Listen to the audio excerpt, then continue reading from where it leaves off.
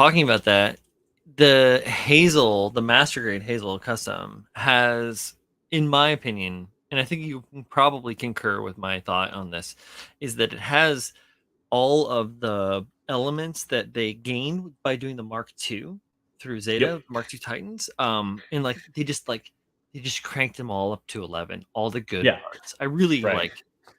Yeah, because the Mark II, like when you compare it to the RX-78, it's already got like a little bit of that bulk.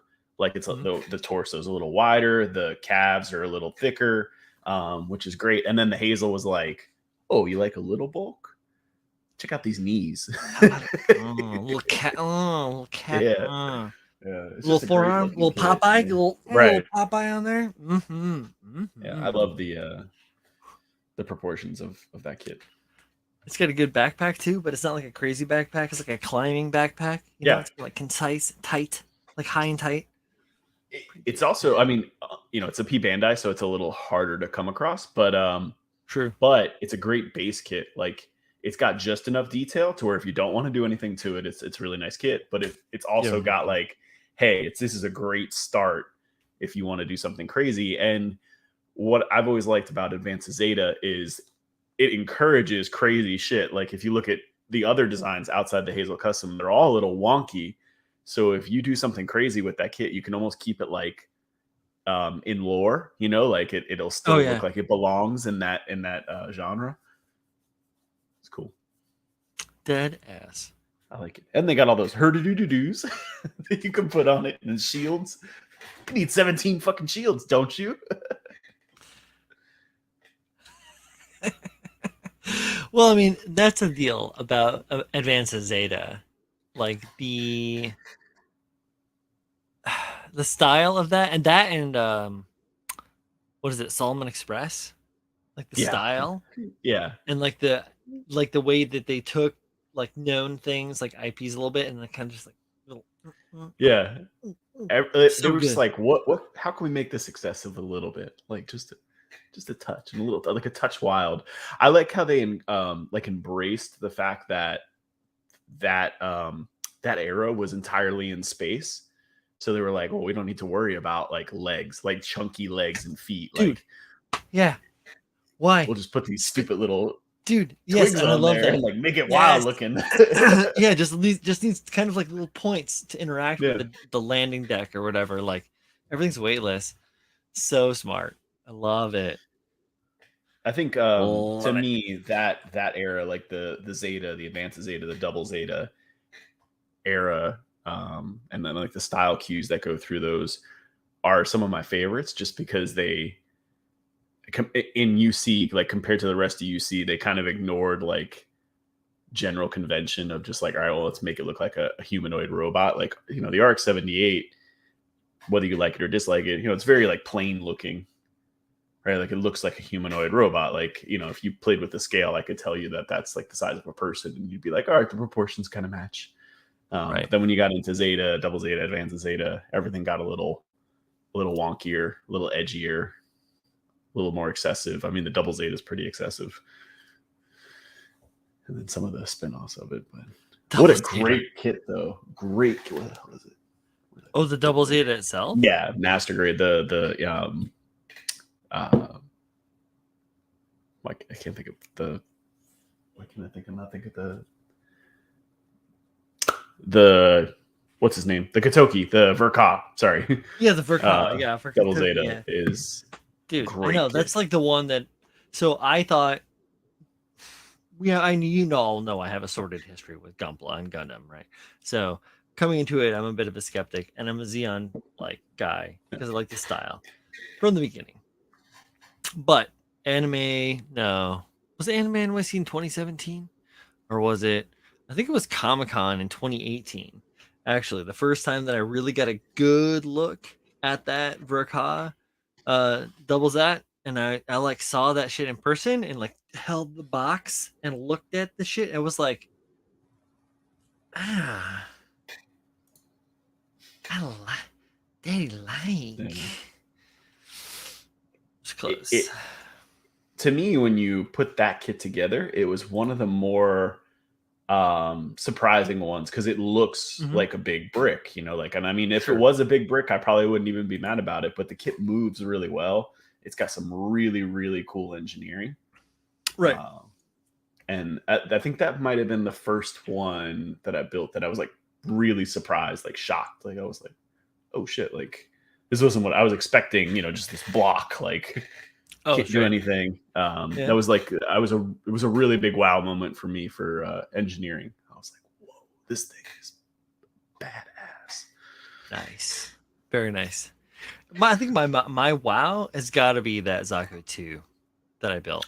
The OG Oh Zaku. yeah. The frame on it especially was Exactly, very man. It's so well done. They treated that like the grunt suit of grunt suits. They really gave it a good, like a really good rework when they went for the 2.0. Man, that thing was such a good thing, and it was the Shars. It was like the fancy one. yeah. No, the inner frame on that, the layered inner frame is really great looking. Dude. Yeah, all the details. Yeah, the vernier actions, the sliding, all the integrations, and then just the form itself, like the way it all like works cohesively. Like sometimes the gyms look a little weird. They kind of look like they're wearing a tutu. Yeah, Right? Yeah, a little bit. They could go fuck right off with those pipes though. Well, exactly. They're quasi, obviously it's a design Not that aesthetic thing I've from. never built a good set of those, but Oh, you mean like from the model kits? I thought you were talking yeah. about like design aesthetic for the mobile Oh suits no, themselves. no, I'm no. like, yeah, obviously We've you're joked putting around point of about the injury like design very easily. aesthetic in general. Yeah. Like just run around Oh, and pull dude. all the energy cables. You just need like little quick mechs, like Yeah. super duper fast. That can just like snatch and grab. You need to have those like Punch and Judy arms. They need That can like like do the thing. they need a ball with Yeah. like 16 more Right. thrusters on it. Dude, and like 4 more arms just to like snatch from everywhere. Oh, I love it. I fucking love it. Get him on the phone. Get the Yeah. fucking Bandai. Dear Listen, Mr. Bandai, we know I'm how writing you a Thunderbolt letter on the should phone. end. I do love it. All right, I gotta post this story about us being live right now. What are we gonna do? Pick a song. Fuck. There's a bunch of crazy songs in here. Come Out and Play by Trampsta.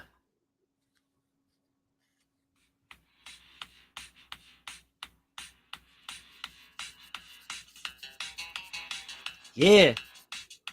With it.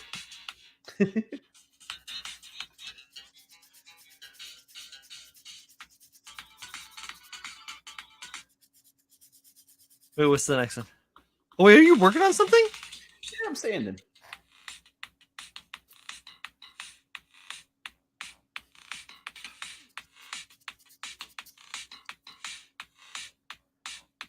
Don't play that too long. 15 seconds. It's on Instagram.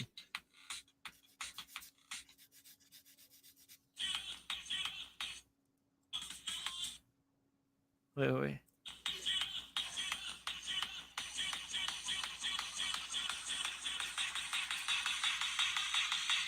Yeah, I think that's the one.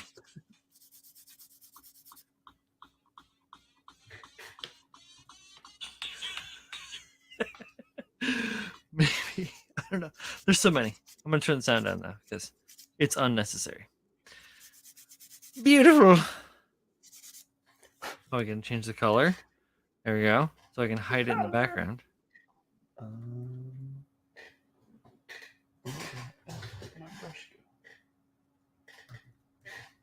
Hello.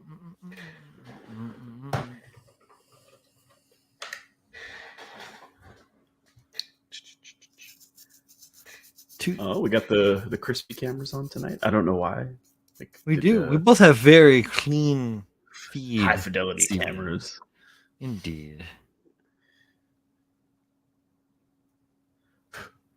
Wow.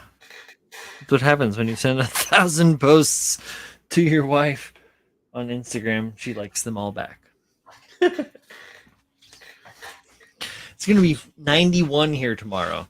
Today it was like 72. It's been hot, humid, hazy here for a while. Mm-hmm. yeah, the humidity's been steadily bumping and Climbing. grinding Yeah. everything in all the wrong ways. Yeah, we had to. I don't like my job is like 99% indoor office type thing, but I had to do like a walk around the other day with an engineer, and I was like, "You had to Nice. pick the hottest fucking day known to man, and like I'm in dress clothes. What's wrong with you?" Would you go out there in your 3-piece, Paul? Your No, fucking bow no, tie, your combo bun, you got your fucking top hat. no. I'm not that. I don't have that much swag. Paul's out there looking like the Monopoly guy. No, I'm fucking with you. Obviously, Julio's not around yet, so I got to give you a hard time. I'm That sucks, though, dude. Any sort of Dockers dress and dress clothes needs shirt. heat, Yeah. regardless. Fuck that. What Dude. the hell? Yeah. How about you FaceTime me and you walk around? Yeah, exactly. I can tell. Just show me with the camera. Point the camera at kid it. field trip. What the hell? What field trip? What are you talking about? It's summer. 90 kids? Ugh. Field Ugh. trips. I mean, like, I went on those as a child, but I was a good kid. Like, Are you doing that was a summer different camp era. or something? That was like the 80s. Like, it wasn't so hot yet. 90s. Yeah. No, it was super hot still. There was less climate change at the time. Everybody was more concerned with the, other things than the psychotic shit they have to be concerned with now. Proof. I can't even imagine what Adonis went through growing up. Oh, she hasn't. They haven't got out of school yet. They haven't got out of school. Oh, nice. Florida, we in school like in the middle of May, so I'm just flirt. Just when do you start what though? I'm used to. Maybe the middle of August. Okay, cool. End of August, maybe. Right. Iowa's a similar way because of the farmlands. So we start school like end of August, and then classes end a lot earlier, or can end in May, like mid-May. Right. Just because there's a bunch of kids that literally work on the farms with their families, so it's Slave more labor. advantageous. Well, whatever, free labor. If it's your kids, are they slaves? If they're your kids, like, No. I don't want anyone. It's fair game. About I that. birthed you. Literally, nah, man. I mean, I grew up doing loving to put in a hard day's labor, the reward. I learned that early on. So, I worked on farms. I did all that shit. That was the first stuff I ever did. But yeah, so in Iowa, same deal. So and Colleen and I were just talking about this earlier because she's from Jersey, and they're like, we don't start school before June, really. And yeah, that just blows my mind a little bit. Just a little bit. Wait, it's funny because Adonis says it's funny because I went through the same active training as a kid for unsafe situations that my kiddos are going through right now. I'm the youngest staff member and the only one who's done it in school. No, I believe that. Like, I got out of high school, and then I think it was the next year or the year after they brought in metal detectors, which I never had to deal with. I think I had metal detectors. I mean, we had dumb kids that did dumb things because they're going through shitty parts of their lives. That's life. Mm-hmm. Yeah, you got the kid that, you got the kids that strap the rifles in the back of their trucks. You got the guys that have emotional issues and don't know how to cope with problems, bringing samurai swords around with themselves, but they get talked to compassionately and put on probation. But at the same time, you can't do this. Here's your punishment. We're grounding you. And I gotta say, for high school. Wow. No cops in high school. God. I believe. Man, I think we had enough. One. Fuck, man. I used to call my principal by his first name. I was that disrespectful when I was a fucking freshman, sophomore. Holy shit. I don't know if I ever talked to my principal. That's the deal. How many people did you have in your graduating class?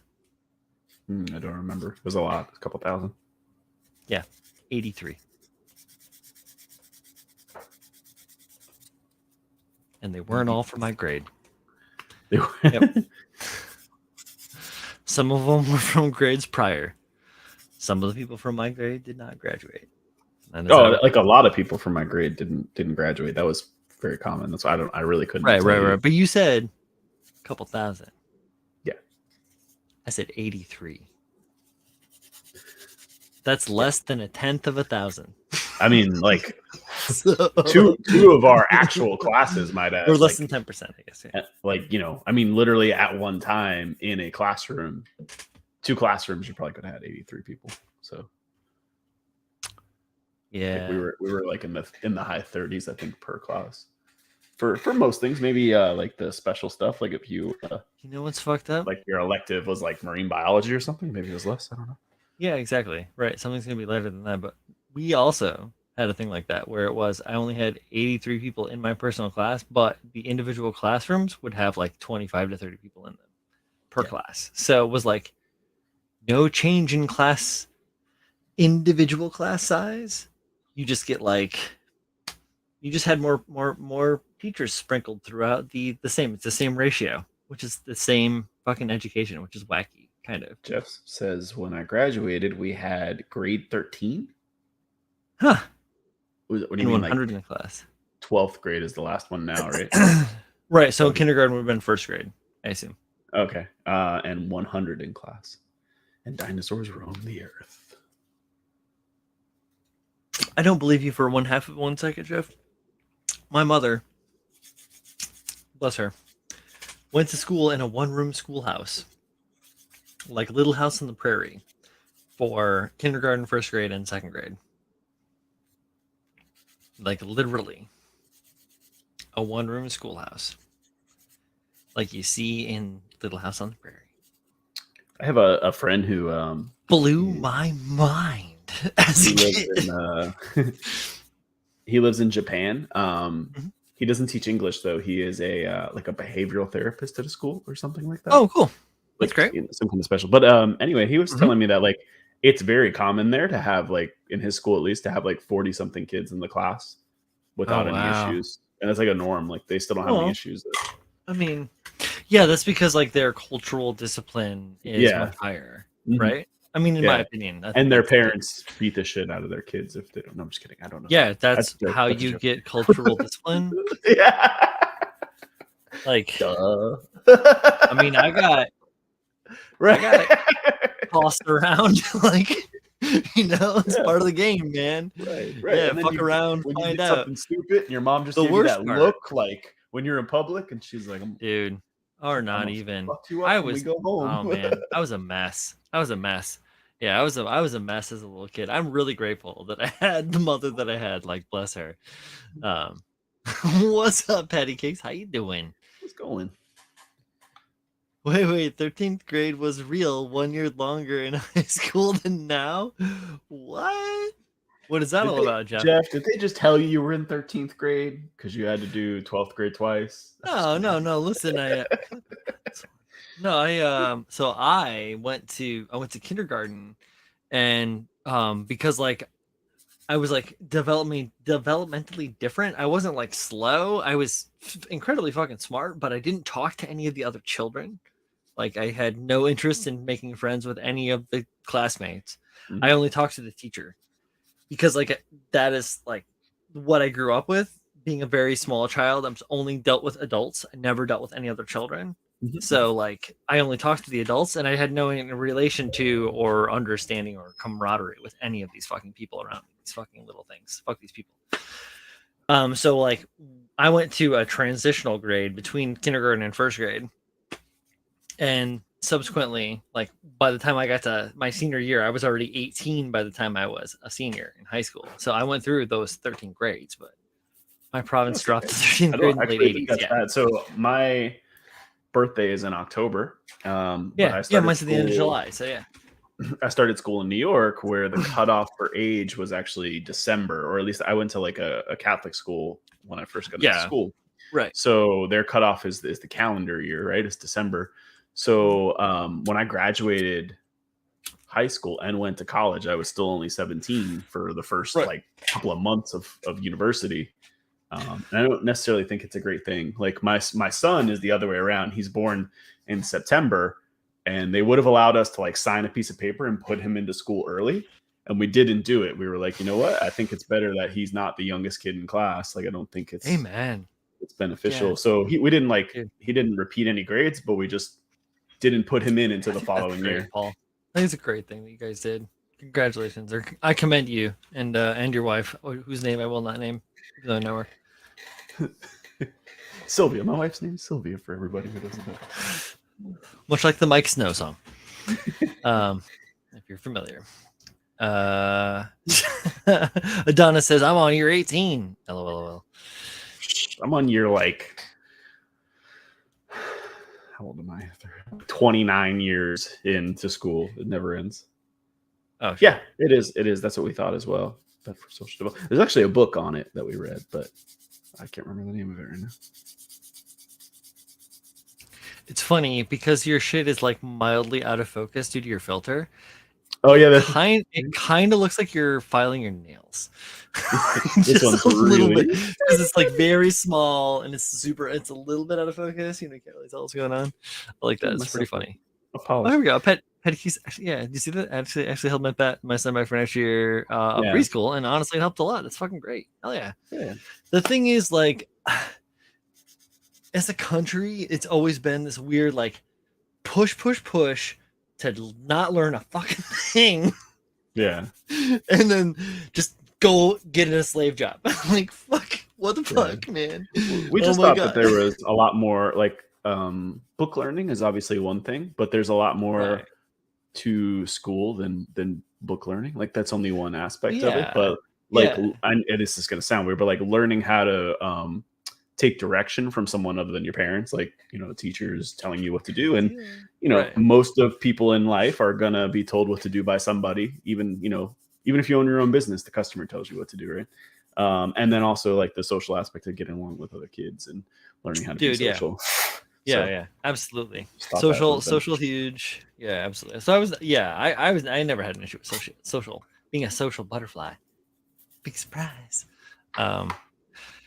Patty says that his son is now 13 and in all the advanced classes and shit, which is fucking awesome. I'm very glad to hear that. He says that he definitely didn't get it from him. So okay. Yeah, you'd be surprised, man. You'd be surprised. You're probably smarter than you fucking give yourself credit for. Most of us don't. These kids do not do this. Well, we make my kid listen. I don't know what to say. Dude, right. He must. I hear you. I did too. Like I respected adults, you know? And that's the thing, is like I respected adults and I didn't respect any children when I was like sort of growing up. And then when they held me back and realized that it was because I was respecting adults. I was like, I stopped respecting adults and then I stopped respecting kids. And I was just like, fuck y'all. Had a good time. It's all right. It's weird. School is weird. Being young is weird. Being old is weird. In a way. Yeah. Just that you have more coping skills, so it makes it easier, right? That's really what it boils down to. And you're allowed to drink alcohol. Oh yeah. No, I totally do. I went and made another. No, I didn't make another drink since I sat down with you, or did I? Because I killed it if I did. Highballs. See ya. So Patty Cake's talking about how math is underrated in school, and you know, when you're in construction, you need some complex math. Yes. But so in high school, I was like, in general, I'm a pretty good student, but I'm not a studious student. Like, if you just give me a test, I can pass just about anything. Yeah, I'm with you. So I took calculus in high school. And I specifically remember my calculus teacher being like, you have to learn how to do the calculations, because you're not going to have a calculator in your pocket at all times. Little did that bitch know. Oh, contraire. That you would forget a calculator. You would have an entire computer in your pocket at all times.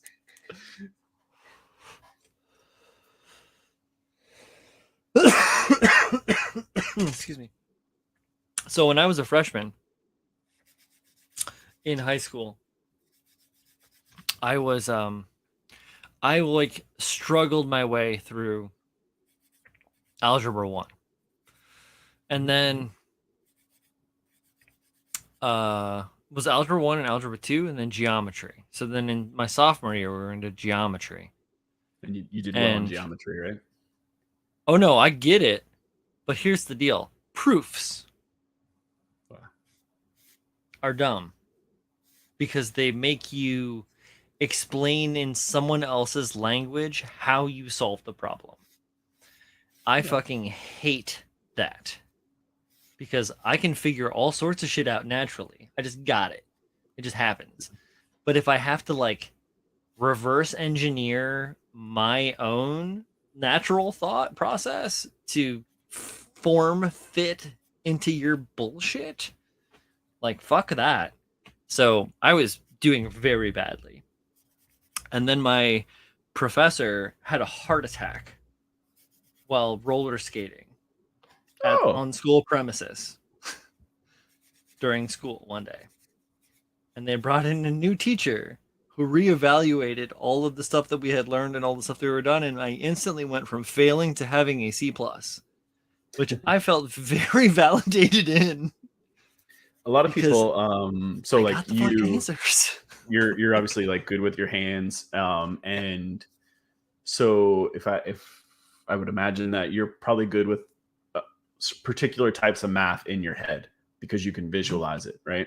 Yep. So a lot of people who struggle with algebra, who are like you, tend to do all right in geometry because it's a lot more visual. Like algebra is a formula, and sometimes people just have I get a algebra hard too, time like yeah.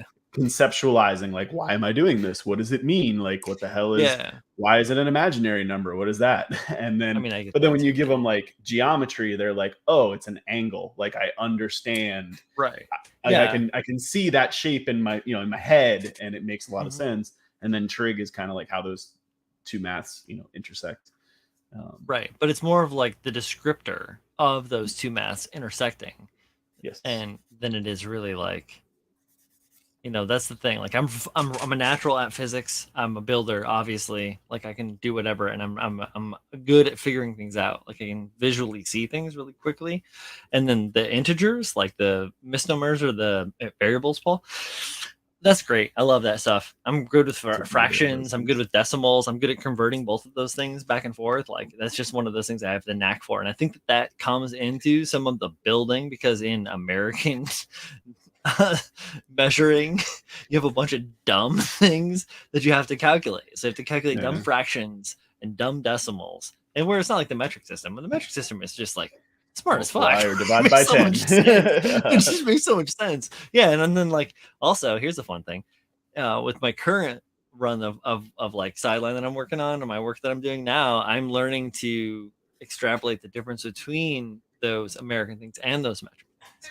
So like the difference between volumes, so milliliters versus ounces, and various things like that for having to mix chemicals and stuff like that for cleaning and all the weird procedures I have to do. So it's very interesting. Thomas says I did neither of those things. Well, not everyone's good at math. I mean, I'm sure. Yeah. You could plagiarize a paper with the best of them. No, I'm just kidding. I'm sure you have other skills. Math isn't for everyone. Here we go. We have a comment on Twitch. Illiteratessor. Oh man, I murdered that. Illiteratessor? Maybe. Is it a dinosaur? I have no idea. Asks, so anyone of YouTube, like connoisseur, like that kind of. Oh, like illiterate. Oh, like, well, is that like literature or is it like illiterate? I don't know. Anyways, all the same. Oh, illiterate user. Illiterate user. Yeah, I suck. We're just illiterate. We're not even users. Fuck. Yeah. There you go. Man. We said we were decent at math. Hey, that's okay. Reading. That's the thing. The more math you do, no, that's why. Yeah, so I have my wife be the reader.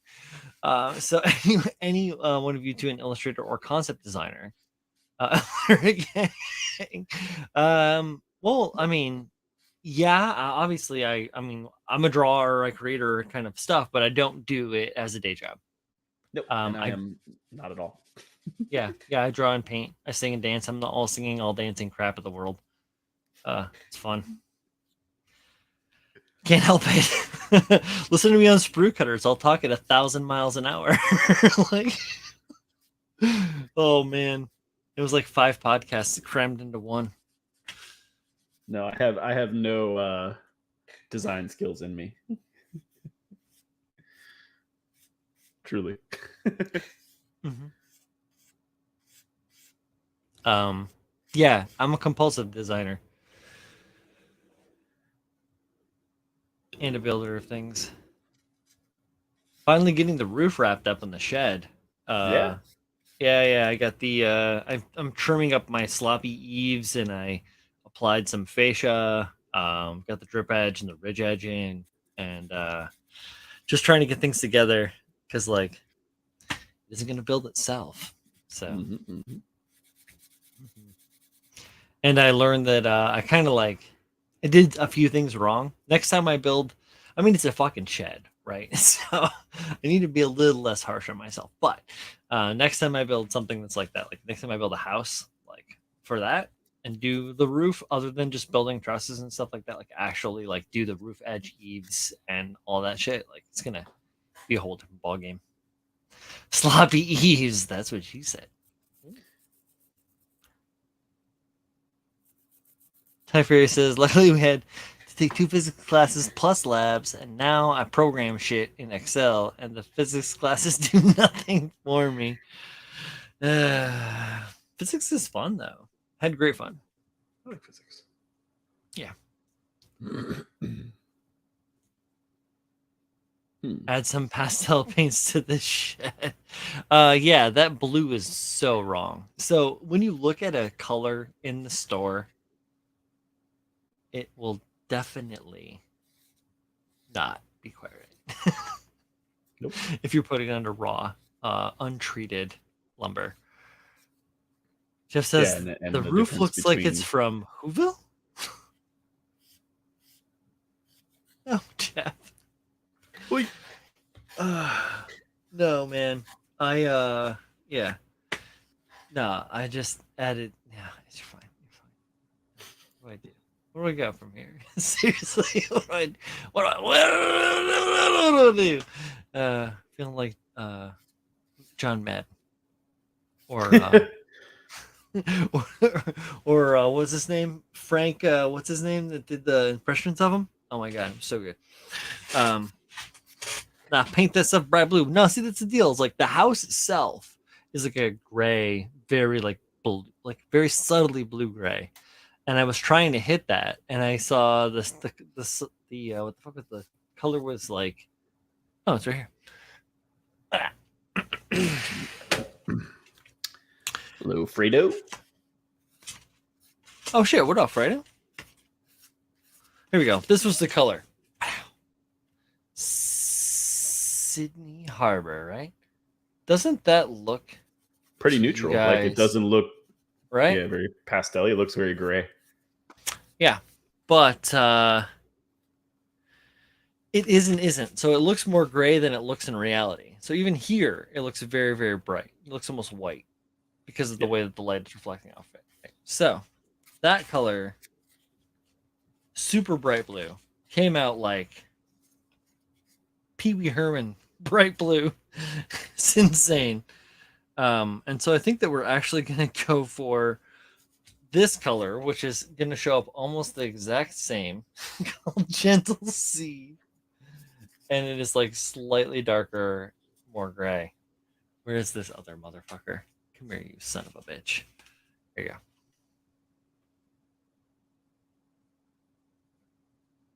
There you go. So you can see the Sydney Harbor is much more bold. That Gentle Sea is a much lighter color. But in the full sun, this fucking thing is like popping blue. Popping bright blue. I mean, it's not a bad color, but like kind of stands out. Didn't exactly get a permit to build my shed. They don't know how fancy it is. They don't even know how fancy it is. That's the best part about building something for yourself. You can make it really, really dope and tricked out, and nobody Permits has to suck. know. Permits are Oh, BS. the deal with Jersey permits is they used to sell the fucking permits. So the highest bidder got that shit, and sometimes the lowest bidder got that shit. So you would have someone that would buy the fucking permit, and as soon as they had that permit, they would just like lowball and half-ass whatever the fuck they did. And they'd be like, whatever, I got my permit signed off, bitch, woo. And then still charge you full price. So we've been fixing things steadily for the last year here. And which is good because they're getting fixed. But at the same time, it's like a systemic shit thing. Like the house, when they came through and they retrofit the furnace to be in the attic as opposed to into the basement in the crawl space where it used to be, what did they do? They just cut off the pipe at the bottom and left all the furnace and all the guts and everything down there with all the registers still installed in the floor, everything was still whatever. Mom went through with like plastic bags and like stuffed the registers down on top of the plastic bags to like seal them shits up because she's just a little old lady. The fuck, you know? And then like that was just drawing negative air into like because the way that they designed, they retrofit the shit. They put the draw filter, the negative return, in a common space, but they put it in an opening in a wall, and then cut a slot into the ceiling. Actually, they cut a slot into the bathroom and boxed raw ducting into the bathroom. So there's a raw duct just chilling in the bathroom. Like it's so half-assed. As a professional person myself, it fucking makes me mad when I see this shit. Like, I would never fucking do that as a builder, and that's why I used to get shit from my old employer at the metal shop where I used to work, because they were like, you are doing too good of a job, and I would say, fuck you, because it doesn't take me any longer to do the fucking good job than it does to do the shit job. So like, let me do the good job. Leave me alone. You're overworking. You're undervaluing. We're not in. You're with the value engineering or some shit like that they used to call it, or like fucking. They want you to value engineer. To give me some fucking. That's a term we throw around a lot. Dude, that kind of stuff. I'm not sure. I still don't know what it means because engineering is design, or at least the first part of it is, right? And I'm like, when you say value engineering, that is like when we use that term, what we're saying is, how do I, as the person who is contracting the engineer, change the scope of the project to lower the cost? There's no engineering in that, right? Like it wasn't like the engineer was like, hey, you know what? If we use this metal instead of this metal, we can save 10% on cost. Okay, like maybe there's a good reason for it. Great, you value engineered that. Right. Awesome job, man. No, I'm just telling them, hey, Yeah. I needed all this shit, but like don't change the roof. You know, like just change the walls. I don't, No, what do you mean value? That's not value engineering. That's me just changing for us, the it's scope. different. For the company that I work for, is a little bit differently because a lot of it was custom built, scratch built things, items, art, furniture, sculptural elements, architectural elements, doors, whatever. So there were things where we had to like figure out ways to cut the budget. So they would be like, okay, well, we're going to give you the product at a lower cost, but it's going to have a lower finish. But because I'm so good at finishing that it didn't fucking make a difference. I almost can't do a bad finish in a way. And it's like, it would take me it would be harder for me to do a bad finish than it is for me to do a good finish. And which is weird. And I'm not trying to say that from a point of arrogance. I'm trying to say just from, I had been doing it for so long that it's just like muscle memory at that point. You can't be like, oh, I'm just going to like dial the old dial back here down to 4 and fuck it all up. You only know how to do it. Well, I mean, you only do it one way, and then you're like, well, what do you have? It's like I have to think about it to fuck it up. Like, right. Yeah, exactly. And it's the fastest way, like the best way, the fastest way. That's the ideal, like, so it doesn't like, so yeah, that was a weird thing to try to fight with my employers about. Weird thing to fight about. Like, you do too good of a job. That's a weird thing. Paul, have you ever been told you're doing too good of a job? No, I'm trying to think of like if I've ever told anyone that. And I Right. don't think I have. The only thing I've had to tell people is like to focus, because like they'll like I had this guy, so he was a like utility worker, and he'd be like, Mhm. "Hey, can you get me this like lawn equipment? Because I really want to go trim those hedges." And I'm like, "Yeah, but I don't pay you to trim hedges, and I don't care about the hedges. Like, you focus on what you're hired to do Mhm. this. Like, Mhm. we have a landscaper. Let him worry about the hedges." But no, I've never told people to do a bad job or been told to do less that I can think of. It's a weird thing. Do less. Yeah, I got scruples. Listen to the podcast. I got standards. But yeah, permits suck. I don't like permitting. It's been Oh we've been yeah. dealing with it for the last couple of months now here at my house, and I mean, I get it. I get like having proper inspections. I get like code regulations. I get yeah. like things So have to be. here you pay, or the contractor pays, if you're hiring a contractor or if you're doing it yourself. I think it's $50 per inspection, right? So we're having a pool installed in my house. Get the pool designed, go through permitting. Um, we get through all that, which was its own headache. The guy comes out, digs a hole.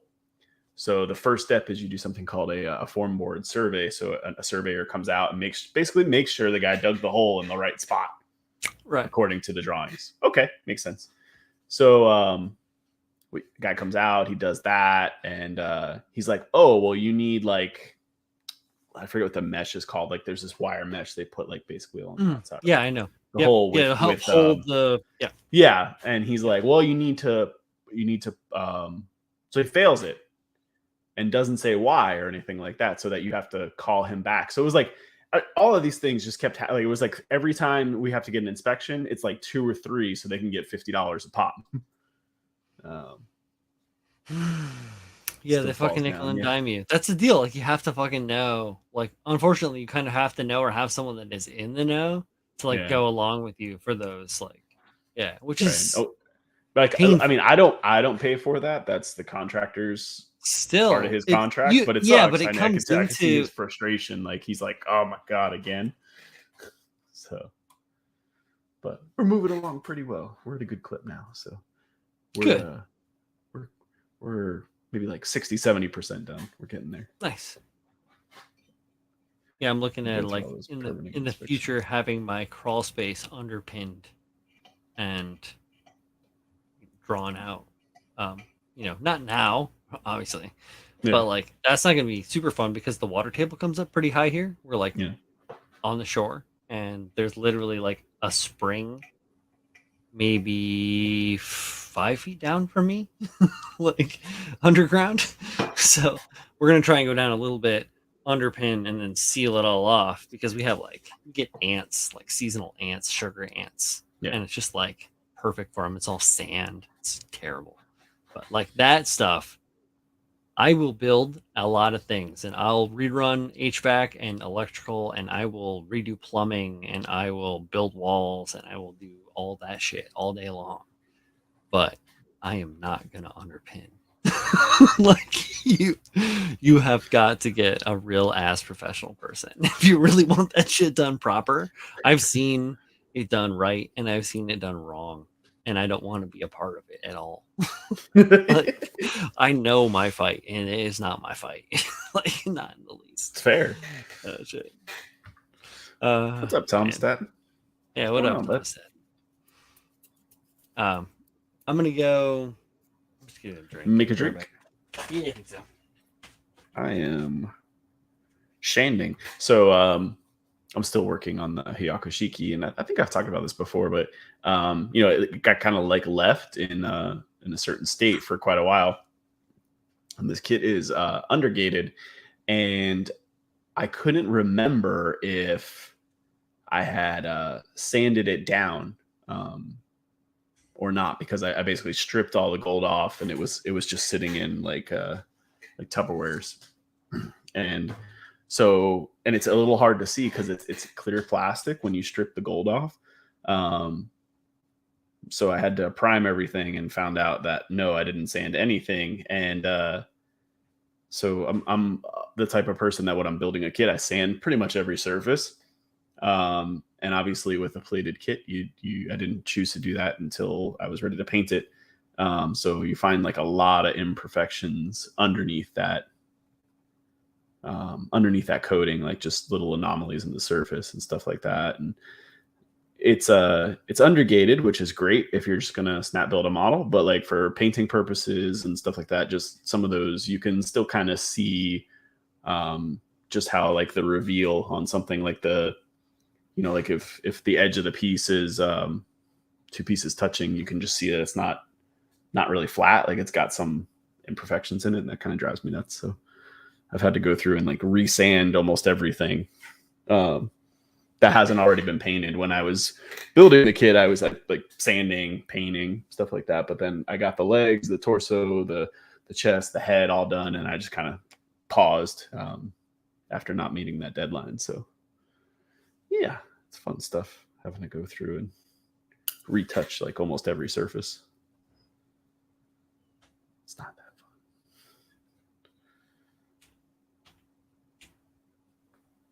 That's why I tend to like to sand like as I snap build a kit, just because I know, after the primer, it's a lot less work for me to do. Like there's plenty of times where I prime something and then I'm ready for paint. Like I don't have to sand anymore. It's just like, oh, it looks good. There you go. That way I don't have to get up again. Little Voodoo Ranger today. Yes! Did you get the multi-pack or did you just get like a 6er? No, I had a 12 of this. Oh, nice. I've had the multi-pack though. I like the multi-pack. Yeah, the hoppy. It's pretty good, right? Yeah. And did you have the new seasonal one, the 1984 or whatever? It's no. like baby blue or whatever. Like it's yes, actually pretty I've good. Seen that one. Yeah, give it a shot. Yeah, big fan of beers, and I don't know, I drink a lot. That's what you get when you're like 43. Yeah.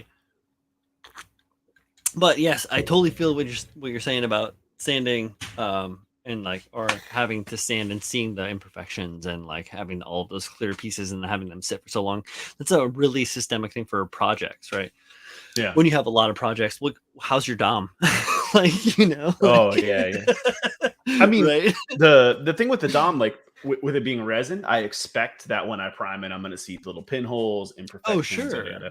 But yeah, but I didn't think about it a whole lot, because when I'm putting together like Bandai, I'm always sanding it.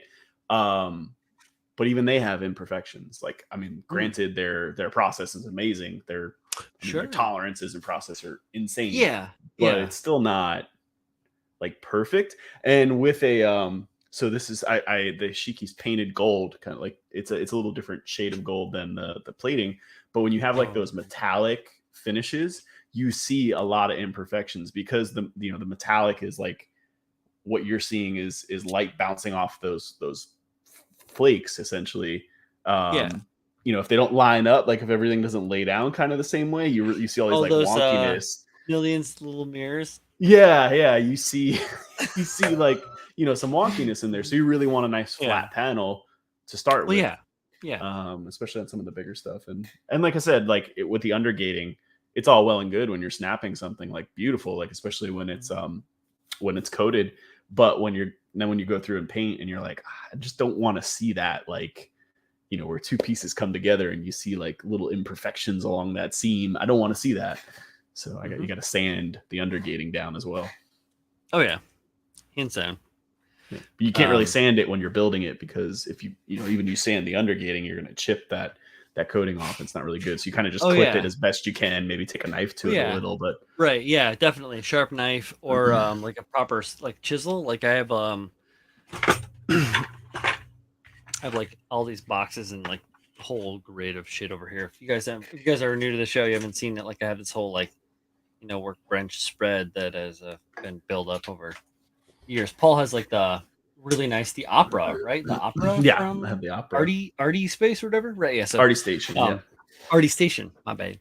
But yeah, so I made a bunch of stuff too. So like in here, I've got some lithography chisels for doing like lithograph, linotype stencils and stuff like that. And there is this bad boy right here, which will not focus because my dumb face is in the way. There you go. Oh yeah, look at that shit. It is on a bevel and it is sharp as holy hell. And it is perfect for getting in flat, and it cuts instead of cutting like so there's a straight one in here too of the same size. They're about 2 millimeters wide. And then like yeah, you have like the same shit, but you have the little fancy Paul's got the covers. No, but that straight chisel will fucking chip the plating, right? Yeah. This will not chip it as much. It'll give you more of the opportunity to cut, to do more of a slicing cut than doing like a hard like chisel. So when that flat chisel is really just pushing and kind of creating all this like turmoil on the edge. So I just have the flat ones. I find them, especially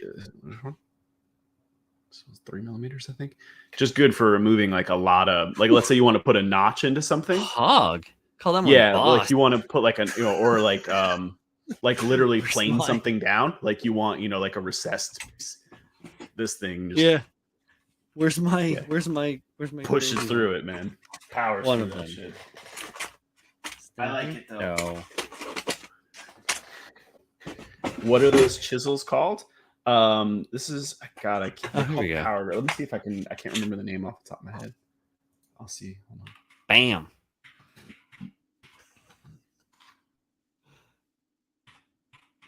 This one is Marples. This is a wood chisel that I have. I'm gonna maintained butcher this name, but it's Mikisio.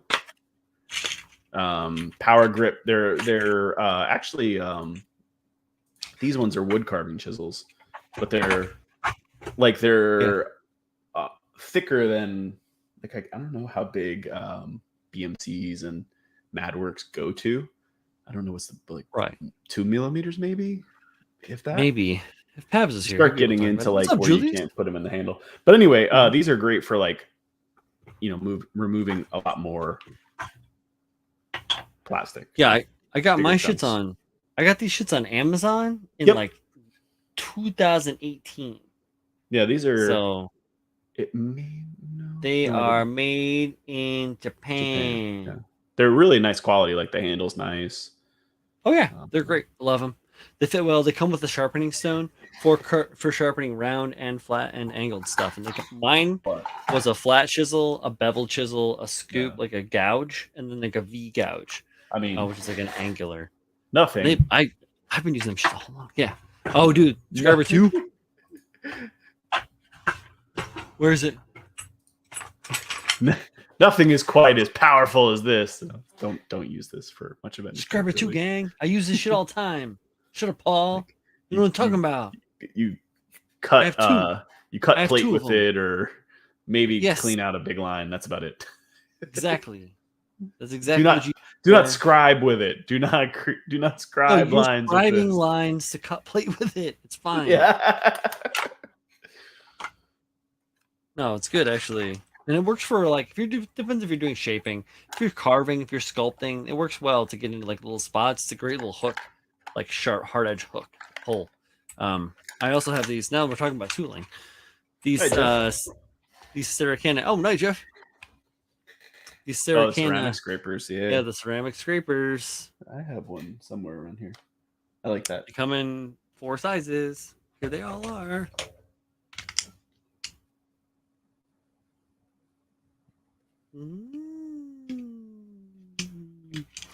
And they're really fucking valuable. Yes. Oh man, really nice for like shaving down something really nice and flat. Yes. Perfect. Yeah, like if you have like something jagged or flat as can be. This is the inside of that Dom foot component that had like a. If you guys remember from the Workbench stream. Oh, hey, it's Pabs. Holy shit, Pabs can tell us. Look at this man. Well, here we go. Full screen. What up, Pabs? Welcome. How are you? Papa Pabs in the house. Papa. I haven't shaved in weeks. I feel like a fucking caveman. You kind of have a Fu Manchu going on there. It doesn't really look like it. I'm gonna be honest. So, what was that? What could I tell you guys? What Oh, what is the largest size that like BMC and MadWorks go to, or any popular chisel company? Like 2 millimeters, maybe 1.5. 3, I believe. 3. It's like Yeah, Do I'm they trying to s- remember because I'm trying to think of like every line I've kind of used. Oh, sure. BMC has the smallest in terms of range. I believe they go up to 1.5 or 2. Yeah. Then That's true. BM That and then sounds right. MadWorks goes up to uh 3, and then At those Kaizo. bigger ones, though, you have to get the different handle, right? Like they stop fitting in. I don't think they fit in this thing. Oh, what I does have that. Kaizo go to? I don't think the 3 will fit in like the MadWorks holder thingy. Those are very Okay. specific. Like you got to go for you got to go use a different handle. But Kaizo goes up further than that. Yeah. I have up to 3. What do you have up to? I have a 1 millimeter MadWorks chisel, and then, like I said, I have a 1.5, a 2, and a 3 for these bigger ones. I have like the full run of Kaizo minus 1 that I broke because I'm a fucking brute. Up to 3 mil. They're Yeah, great 3. for a mid range. Yeah, they're great for a mid range I've drive. yet to use this, but I really like Good this weighty little thing. handle, really nice. Oh yeah, I use that a lot. Yeah. the edge. That's Yeah, nice. I want edge one of scraper. those. I use that on the Helios on the back on the back and the front of the bottom deck. So instead of getting rid of that seam line, I just made it wider A panel line. Uh-huh. and Yeah. made a panel. How's the project going? Project. The Raising Baby project. That's the only project. No. That project? No. There's a couple. I mean, there's a couple projects over here. Uh-huh. A couple. So I like this new set. This is the grand view of the new setup because this is your new setup, right? I wouldn't call it new, but yeah, I mean, this was. Well, before- you wouldn't before call it was new, on. but how many times Yeah. has anybody other than like me, maybe Paul, Yeah. seen this shit? It's the rearranged setup. It's the rearranged setup. Yeah, it was just something I had to do or wanted to do. My God. Look at this guy. Talk about setups. Oh, Let's talk about setups. Paul. I spoke What's up? with your mother today. Your llama has died. I'm sorry. My llama. My Lanta? Your llama. Yama. Anyway, what's going on, assholes? What's up? Nice. We were just talking to Wow. Pabs about his newly rearranged workspace. I wouldn't call it newly rearranged. It's just no one's seen it yet. Well, they have, but they haven't. Kind of, sort of. It's here. It was the same last time I was on stream. He's getting Somebody really else about it. good at talking like a dad. Yeah. Yeah, I love it. It's great. It's the Let me greatest tell job you I've ever kids had. something. Yeah, let me tell you. Pabs, that touchy-feely bullshit. I love being a dad. It's so great. That'll wear off real quick. I have at least a year of it still. No. At least. No, sir. Let him revel. No. Let You him have revel. maybe- Let you him have maybe enjoy 3 it. months. Let him enjoy it. That shine quickly fades. Trust me. It tarnishes, as it were. No, it gets covered in shit, piss, and vomit. You could call that tarnish, I guess. Patina, maybe. Yeah, patination. That's why I'm all dad jokes, no kids here. Yeah. So Anyway, I'm a good then- surrogate uncle. And then they start moving on their own, Or and a it's all half-ass downhill surgery. from there, bud. yeah. Yeah. And then- Julio I'm just Ponte kidding. says Tim just mad he's still getting covered in that and got to pay for it. it's only my own. Well, and you're still paying for it? Yeah. Well. I have to reimburse myself. The expenses of cleaning up and everything. So it happens. Oh man. Julio, What a world. Julio's mad because he looks like an underweight Big Pun. Damn. Julio, you better get in here and defend yourself. He's Shit. like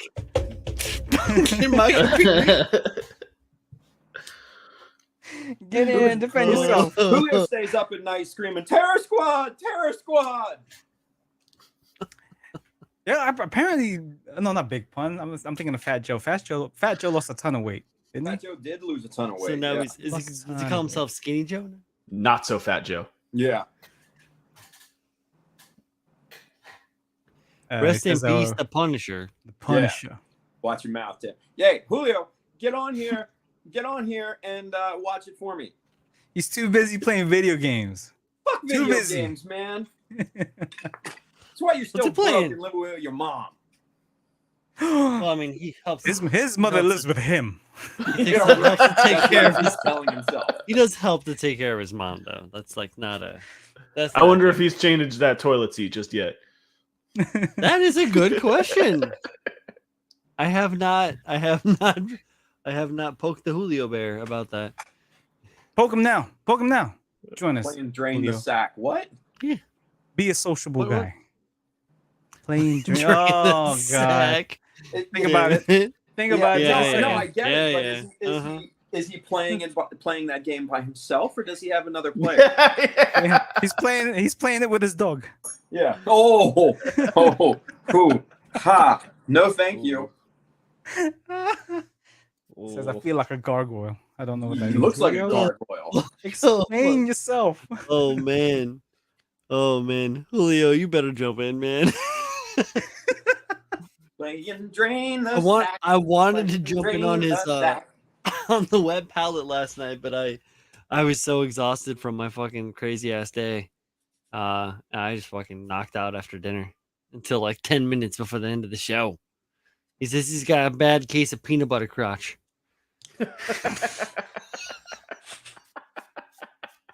Chunky or creamy. Oh, He's come like, on. he's Come like, on, yes. Brian. He's like, You yes. motherfucker. You didn't have to put that mental And picture in kind my of like a head. jar that's been sitting out in the sun. God damn. Okay, I'm out. I quit. Bye. Chunky, I got a peanut in my ass. If it was crunchy, it ain't crunchy no more. Both? I feel bad for that dog. Just I am- stewing in it.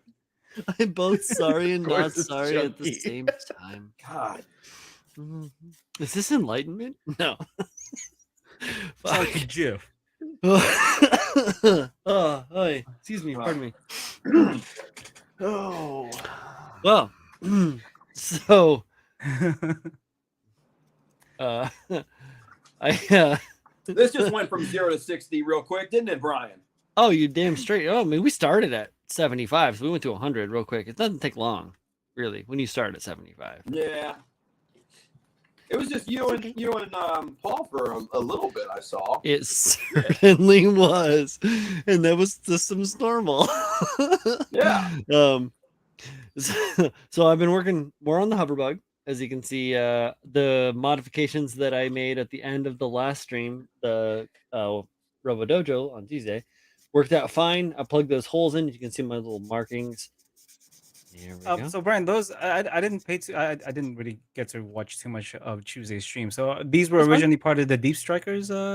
Yeah. They're the little like weird chicken legs. These are Yeah. upside down, like this Right. on the Deep Striker, and then like the collars on the pistons are longer, and it obstructs the way that this can travel. So I cut the collars down, or I cut the piston bodies down, and left the push rods the same so that it can like sit better and still allow a little bit of mobility. I guess this one probably does. I don't really want them to have mobility anyways. I want them to stay static. It's a fucking static model. But yeah, so at the end of last stream, what I did was I added in, I can just pull it out. I added in and drilled in and added that pin. Let me get my fucking ass face out of the way. Here we go. I drilled and added that pin there at the top, and then this little assembly at the bottom, which is, here we go. Show.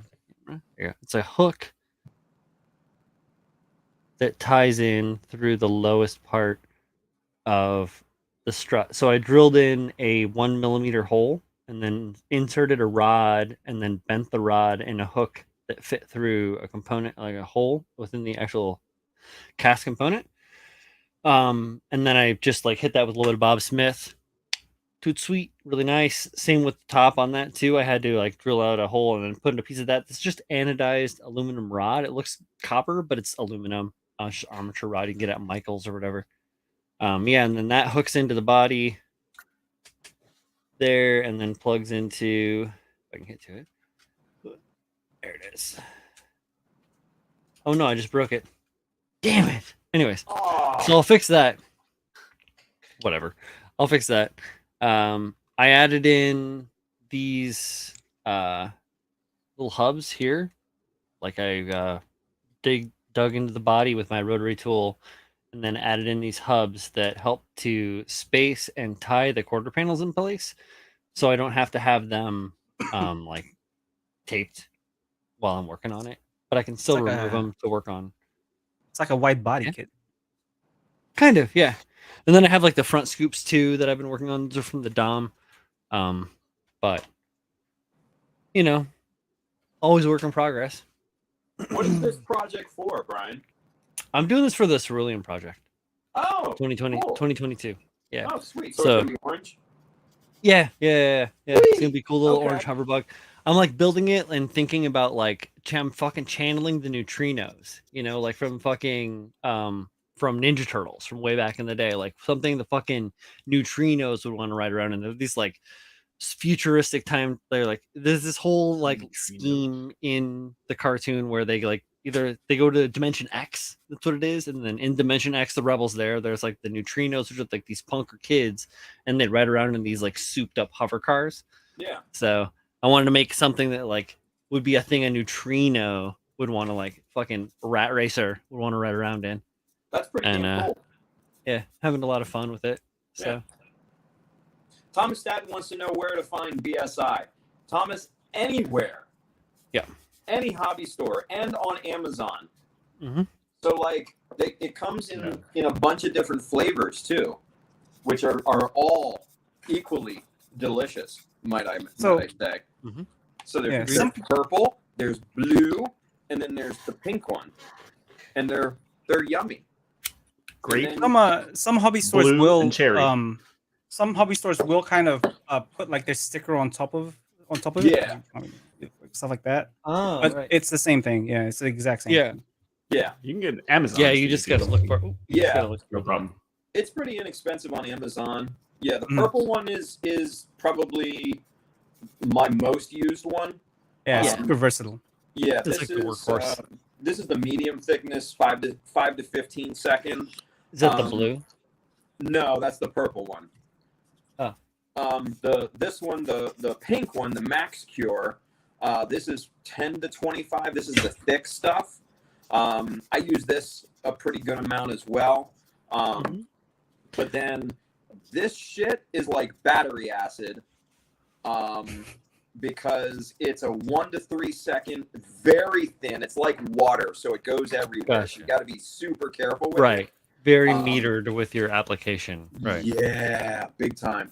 And if you use the Instaset on this, it will probably smoke and get extremely hot. Right. So Yeah, because it makes that like the catalytic like reaction or whatever heats it up mad catalyzes fast. very Yeah. violently. Yeah. Yeah. And if you use like baby powder in addition to all of that, it's Yeah. whew, Rock hard. Yeah. it's wild. Yeah. So Cool. yeah, it's interesting. So Very there you go. I needed Hell to yeah. answer a question. We have a question. Oh shit! I don't have the thing. Where you You at? gotta man? get back into it, and then we can hear that again. We haven't heard in a while. I'm so like missing it right now. Obviously, I bet. can't you tell? Well, that's why you showed up. Yeah. Well, I got another month on this fucking commission, which I don't think I'm going to finish in time. Gotcha. But we're going to still keep trying. And after that, yeah, then we got to get some ducks in a row, get this place finished, and then yeah, we'll jump back into it one step at a time. Hey man, it's all the way you can do it. Yeah, exactly. So I'm Yeah. missing all of it though. Like I can't. Well, I mean, honestly, I know. We really obviously, Tim. We love to talk to you because you're my friend. Yeah. You're a great man, and we don't Oh, see I you very know. much because you're kind of like working on your own shit. We get it, but when you Yeah. get to jump in on these live streams and like interact with the audience a little bit, I think that this is like really, honestly, this is a little gem. Like, Yeah. thank you. So thank you. A nugget. Anyway. So Yeah. Oh, I thought. Well, for me, it's like therapeutic. It's great. It feels good. Oh, you know, like you're welcome anytime. So that's why I throw them links. I don't know. Oh, shit. I don't know if I mentioned this the last time you were here, but I feel like we are in a bit of a lull when it comes to quality, informative streaming or build streams. yeah, because nobody's No, fucking deadass. doing it. Yeah, I would say like all across all like content in general. Mhm. Like You're you can in a- definitely feel that the boom of COVID and people staying home and creating content and building models is calmed down quite a bit. Yeah. People are selling their shit, getting out of the Oh hobby. shit! What up, Edward? Sorry. Oh, there he is. Yeah, right. What's up, Hey, man? buddy. Fucking Edward Leonard. Good Good old man. Edward. The But fuck? yeah, like everybody's selling their shit and getting out and straight. all that, The gold rush is over. Oh, dude, as they right? speak. How the fuck is that? That blows my. I mean, I get like some people are in tight spots and they have to liquidate. That happens. I will always say though that if you're in a tight spot and you have to liquidate some of your stash, you should always follow through with the transaction and actually send out the kits to get paid for, Yeah. because Or doesn't always happen. Or if you're looking to get rid of your kits and you just want to give them away, you can send them to me. That's perfectly fine as well. Just saying. Just saying. And you should still follow through and Yes, Thank exactly. Yes. Exactly. Well done. Well done. Yeah. Oh, boy. Goodness. Oh shit! I gotta fix this thing. no, yeah, I've noticed on YouTube lately, especially like the amount of videos and creators is calmed down quite a bit. That will change. I hope so. I mean, I hope it the content quality goes up as well. Dude. Like Well, that's the thing. That's like one of the reasons why I built this studio the way I built it was to film tutorials and stuff like that. Like, yeah, I'm chomping at the bit to try and get past this commission and then get to work on other things. Yeah. So yeah. even I've seen like a big slowdown in even like the work in progress type videos where they're just they're not really demonstrating how to do something, but they're just showing off what they've been doing. I don't who does that now. I don't even know. Yeah, I'm not. This is no knock to anybody who's doing it right now, right? I'm not knocking anyone like specific, but I feel like these days a lot of like build streams, people who stream and build and all that stuff. It's the quick, like I need to do a snap build just to be able to stream something. Yeah. It's not like a like a Tim stream, like or like a something that has information or informative or like that level of knowledge. Like it's not like that. Like I don't know. I mean, I see a lot of people switching over to Lego. it's more like Damn. this. Hey guys, I'm going to build this tonight. Fuck out of here. What was that? No, you're not. You're not fucking wrong, bro. No, and I'll give It little chaps my snippets. ass. Right, I'll give little snippets of stuff that I'm working on. Like, I talk about the things that I'm doing a little bit here and there, but it isn't to the same level as when Tim started Mechanism, and everybody was like very actively participating, working on their own life shit as well as working on builds and then sharing stuff. This whole like crazy conglomeration, right? There's been a crazy shift, obviously, through it. I don't know if it is the Steam, if it's just like the pandemic fucked things up a little bit, because that all went down before. Yeah, I think you had that blow up of the pandemic, right, where people were buying model kits because they were stuck at home, and then they were not able to interact with people really. So it was like, oh, let me just do it online. So let me just push it out there. Let me do live streams, whatever. And now it's really slowed down quite a bit. Yeah. Mhm. I mean, it's just I think it was a lot of people, especially live streaming and everything, who just wanted to get in front of the fucking camera. Yeah.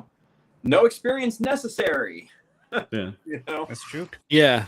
No, my I think a my lot of early them- videos prove that I have no video experience, but I think how a to lot of them make just shit. like you lost that interaction with people for like a year and a half, which is strange. Like when you really think about it, it's yeah, not normal. it is. And then people were just doing like anything they could to just talk to people. Really, it's like a sense of normalcy. Like, I mean, my hope is that although it kind of boomed and it'll probably slow down, that we still picked up something. Yeah. Like I don't know, numbers are fake, but like, all right, 1,000 people built models, then it blew up to 10,000. Well, hopefully it's it doesn't go back to 1,000. It goes down to 2,000-3,000, something like that. I'm sure there's still. I'm sure there's going to be a net gain. Yeah. In it, but it's gonna there'll be an ebb and flow to it. There was obviously a gigantic curve up in participation, but then I think you're going to see a plateau and then a slight downturn, but that downturn into a plateau will be higher than it was before. At least that's the hope, anyways. So Cool. I mean, if nothing, we gained Oh, from when I first started buying and building kits, like I don't know where that was 6-7 years ago. There wasn't a lot of US suppliers, or places you could buy anything. It was Gundam Planet, USA Gundam Store was really just an eBay page. Yeah. And now that's blown up and you have a lot of places you can get stuff from, here in the States, which is awesome. That's good. Oh, which reminds me, I forgot to tell you guys, buy mecha decals. They are on so the 001s are on flash sale. So for the summer sale at USA Gundam Store. Oh. So if you guys want to pick them up, a little bit cheaper than usual. Yeah. You never have too many decals. And those 01s decals are fantastic. Just put dude, them on the best fucking thing about anything. them- yeah, and they're fucking universal. They go on everything, so it doesn't matter what the fuck it is. Put it on a tractor. Who gives a shit? Doesn't fucking matter. Like it all makes sense. It's cognitive. It's legible, and it's wonderfully done. Like can't beat it. Hey, Like put them on your mama. I don't give a shit. Just buy them. I mean, okay. Have- Put 'em on my Does the mother. little one have mecha decals on him? Yeah, I put one on his forehead the day he was born. I didn't use any setter. I wasn't sure how that It was going to said, react to his skin. It says beware of blast. Good man. Good man, Pat. That's what we're talking about. Good man. No, the beware of blast needs to go right around Julio's asshole. Where the crunchy stuff is. Yeah. Oh, hey now. Do they hold up well to peanut butter oil? They do. Where's Julio? Damn it. I don't know. No, I know. He's at home. He's doing Tonight, something so at he's home. not It's here. fine. He doesn't, he streamed last night. He doesn't have to hang out every night. Like, Yeah, he's yeah. separate. Yeah. I felt like fucking with him because he wasn't here. Of course. It's easier. Please. Fuck away, as it were. Nah. I love Julio to death, man. He's just Of course. easy target when he's not here, much like I am when I'm not here. What? Tim? We would never pick on you, Tim. I do. I do feel like targets are much easier to hit when you're just recording something that's not live and then distributing it across all podcast platforms. Just saying. Targets are easier when they're taller, right, Pabs? Absolutely. All right. I know that feeling all too well. I'm fucking tall as hell. I'm tall. Oh shit! Oh, son of a gun.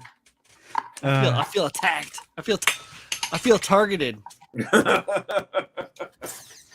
Triggered. Edward Leonard says nobody I'm picks not on true. Tim. Oh, Edward, I love you, buddy. I wish that was true. So, Bless you. so Patty Cakes brings up a point. He goes, or how about the one girl with big, so-ons that just tells everyone that she's bought or got gifted to her from some simp out there. That's not what I'm talking about, really. I'm really more talking about the depth of content or the knowledge of content that's being distributed. Yeah. These days, I because just that I don't that think kind she of sewed them. They didn't get that kind of concentration is always going to exist, no matter what we're going through. If there is like an outbreak of malaria throughout the entire world, there is always going to be someone like that doing what they're doing. I'm talking more about like informative streams, like people who are talking about like what they're doing, techniques, making custom builds as they're streaming. That's not happening currently. Yeah. I mean, even just informative videos. Like, there's not even just videos being made. I can't remember the last time I made one, like a quality informative video. I used to do that. I have been itching. I've been years. I've been itching to get into one. I know. Like Chris, the last I'm one I talking did about was the last one I did was what, the Galgai Guard kit, and that was 2 or 3 years ago at this point. It's been a while. Yeah. I think the closest I ever got was my participation on Mechanism with the fleet. I'm trying to think of like Going through anyone that who whole puts out fucking thing, regular right? content right now like that. And Maker, probably. And Maker, Robbie still putting out stuff, right? Yeah, Ravi just put out 2 videos in the last like 3 months or something. Who? P0? Ravi Pla. Yeah, Ravi Pla, P0. Oh, Ravi. I heard Robbie. Like, Yeah. Ravi Pla. Robert. He's a new something, guy. Yeah. Tim disappeared and Rob showed up. No, that's my middle name. Yeah, you're good. Hey, yo, my name is Robert. What up? No. Yeah. The boy of bots. How you doing? You just call me Brian Bob. What's going on? Julio says THG the hobby drop doing beginner shit. I don't know what that means. Julio, please jump on and explain. Please just jump on and fucking talk. Oh, explain. So, by the way, right before I jumped on, I heard Brian talking about Kaizo chisels. Yeah. And I think they're great. Yeah, they're great. They're fucking great, like mid-level, like all across the board chisel. Yeah. Like I got these little plastic bins and everything, and they fit great in this thing. Oh, cool. Right? Yeah. I made a little foam core drawer, but that's fucking dope, Jim. Yeah, no, I saw yours. Mine pales in comparison to yours, but whatever. I got like so all the chisels themselves fit on this side, and then I got a little divider, and the handles, when I'm not using them, will fit over here. Right. And it's all just a nice. Where's the camera? There we go. A nice little package there that protects them and keeps them safe. So quality, the Kaizo chisels are really, really good in my opinion. They're sharp right out of the gates. I've actually been using them a lot on this commission build. Sick. Different which sizes, is doing well, things like that. Clean up for super glue and all that. They come in really, really handy. And I like the weight of the metal. I was gonna say the metal handles. My only minor gripe, and this is a minor thing, is that I wish there was more of a storage solution for these things. Right. So like little plastic caps. No. Yeah, like this right here, right? Right. Like with BMCs, you can throw them in the holder, pop the plastic cap on them. They're good. You can store them. You can throw them in a drawer, whatever. But with the Kaizo and MadWorks and Dispae or whatever, the storage solution isn't to the point where BMCs is, and I think that's one. This is one of the shining points that BMC, along with the quality, of course, has over the competition. But the Kaizo is very, very high quality, especially at that price point. Very, very attractive, in my opinion.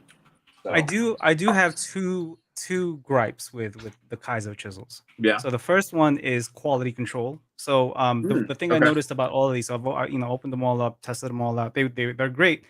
There is like some machine oil on them that you'll have to clean up. Initially, I thought it was like, why is it rusting? But then I talked to RoboKai, and they were like, yeah, that's just some machine oil that we used when we were sharpening. And I was like, that's fine, okay. But that's one thing, obviously, you don't want to see when you bought up. The packaging looks great, it looks quality, but you open it up, and it's like, why is it so dirty? And then the second one was consistency. So I've noticed that some of the chisels are sharper than others, and some of them are straighter than others. Like there's my 0.8 has like a nick in the blade that makes things a hell of a time to keep straight. So that it's slightly crooked. I think you should absolutely talk to the. I did. Yeah, of course. So I've spoken to them already about that, and that's just another thing that they kind of have to to check, which is again, yeah, quality control and consistency. Yeah, It's just QC. but other than that, like I agree with Tim. Like the fact that the handles are a lot heavier than any of the other handles I've used. I mean, the closest ones in comparison would be like the Display ones in terms of weight. Allows you to let the tool do the work rather than applying pressure, which is what a lot of people kind of fall into when they're Yeah. trying to best describe this thing. Since it's heavy enough, you can just let it, you can just do multiple passes and then it'll just start to get into that groove, and it's a beautiful thing. But yeah, just quality control, get rid of some machine, the machine oil, and then yeah, these little they look like aquarium tubes that they cut into sections and then just place on top of the chisels. Yeah, whatever. Get Yeah, rid- quarter inch get- tubing. Yeah. Yeah, get rid of those, but get some caps. Yeah. Place them on there. Make Yeah. it nice and neat. I think Yeah. the machine oil. I honestly, I'm not really. I don't have a problem with it myself, because if you were to get like, and Brian could probably vouch for this, like 1, 2, 3 blocks or anything, precision machined. Mhm. It has some oil on it. Yeah, you want that oil, especially in transit, Bet. so it doesn't rust in the package before it gets to the consumer. So I kind of actually like the fact that they had, the oil on there and everything to keep them from rusting or anything. I personally haven't run into any, discrepancies in quality or anything, but that's absolutely, something to keep in mind, especially on these types of chisels. So Yeah. that's a What good a, call. what a lot of people don't realize is that if KotoKai are developing and making these products by themselves. So the waterfall, anything Kaizo brand Yeah. is directly from them that they're Yeah. distributing out. So And it's it's just those good two guys. Yeah, Yeah. it's good shit. And too, keep in mind, guys, is that even if you get subpar chisels, right? There are options out there. I need to get me like some of these these. diamond plates that you can sharpen your own, right?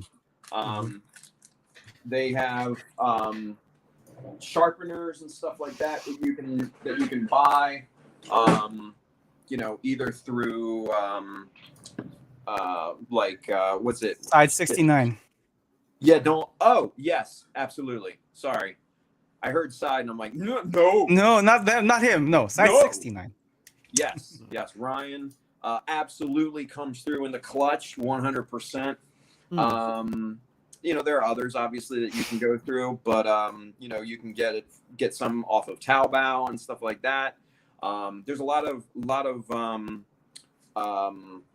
choices out there, for sharpening chisels and stuff. I mean, hell, I took one of those super dirt cheap $20 sets off Amazon and sharpened it down and made it almost to the quality of a BMC chisel. So, Dude, you can do it. I got one of those dirt cheap chisel sets as well, and so why not? I'm building the shed. I'll have a workbench soon. I'll have the opportunity now, get some stones that I can actually keep. Like, it's been weird. Anyways, Back to the Kaizo stuff. Yeah, How do you guys feel? How do you guys feel about the Allen key? I'm fine with it. You don't mind Yeah, it? so I didn't mind the same with Tim. I didn't mind the machine oil. I'm used to that stuff. Worked as a machinist for a long time, or metal shop machinist guy.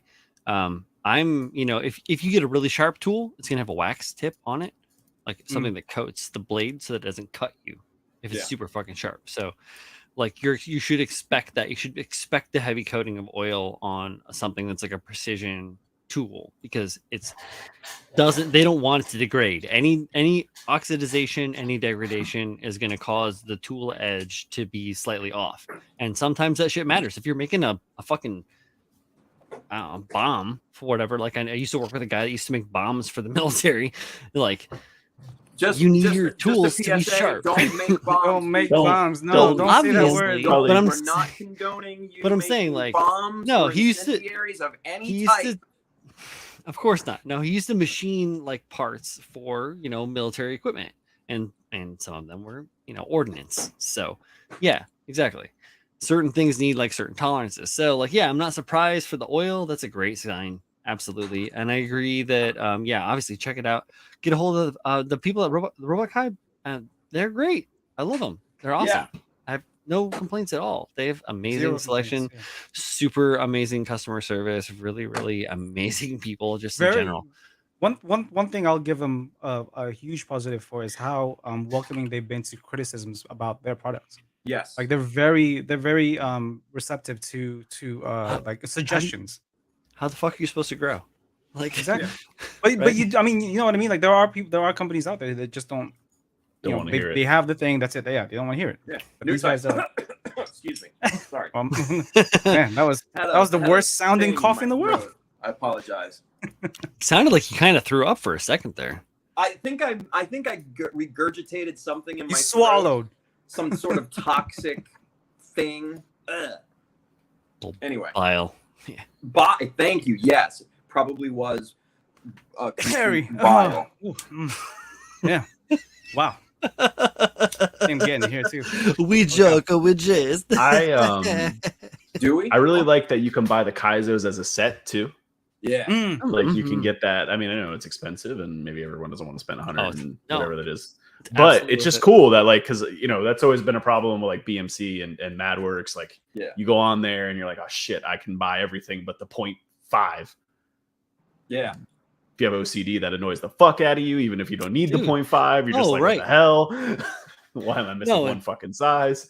Right. And Chris brought that up when we originally when we originally got these ones, was that they do have some different sizes that some manufacturers don't really like offer up, right? Yeah. Like the Yeah. 0.35 and right. 0.6 is a That's a weird width size. I don't see very often. 0.7, 0.8. 0.6 is a wonderful size. Yeah. I use it 0.8, all yeah, the time. 0.6. Now, mind you, I have the BMC 0.6 that I've used for years. But 0.6 millimeter, especially if you're doing 0.15 panel lines, it's double the size. So notches in a 0.6 are beautiful. And you can tell the difference between a 0.5 and a 0.6 in terms of the width. And I don't know, there's something about the 0.6 that just, I don't know, it looks better in my opinion. I don't know why. It's just me. No, And then, I agree. And then Fury 0.5 says, yeah. I have a few gripes about the waterfall spray booth, but even with its problems, it's still a great booth. After spraying empty in my room, I don't smell like it did with so but the thing with the Kaizo spray, the waterfall booth, is while it is when it works fantastic, fantastic. Like like just no smells, like a lot of vape, like all the extra overspray is completely gone. Like it's really good, but only when it works. About maybe 60% of the time, and then the 40% when it does have errors, it has some serious issues, and it is something that they're going to revisit with their version 2 whenever that comes out. But the version 1s, just be wary if you guys are looking into getting one. It's got some manufacturing issues that they're looking to address. My like gear nut self wants to be like, send me one and let me fix it for you and tell you what I did to make your version 2. To me, they look like in order to keep it nice, it would require a lot more maintenance than a regular booth. Just because like standing water and a water pump don't get along together. Like sooner or later, you're gonna have issues with that. That's a the lot thing. of Like issues with that. I agree wholeheartedly. I have solutions for that. you know it's going to be an issue when straight out of the box it already needs things that need doing for it to work. True. Like you need to. I'm sure things already. it does Dude, what it says. Like from everything I've read and seen, cuts down on fumes quite a bit. To me, it didn't look like it was worth the trouble. Like I'll just wear the fucking mask and deal with it. Like then have to deal with the water pump and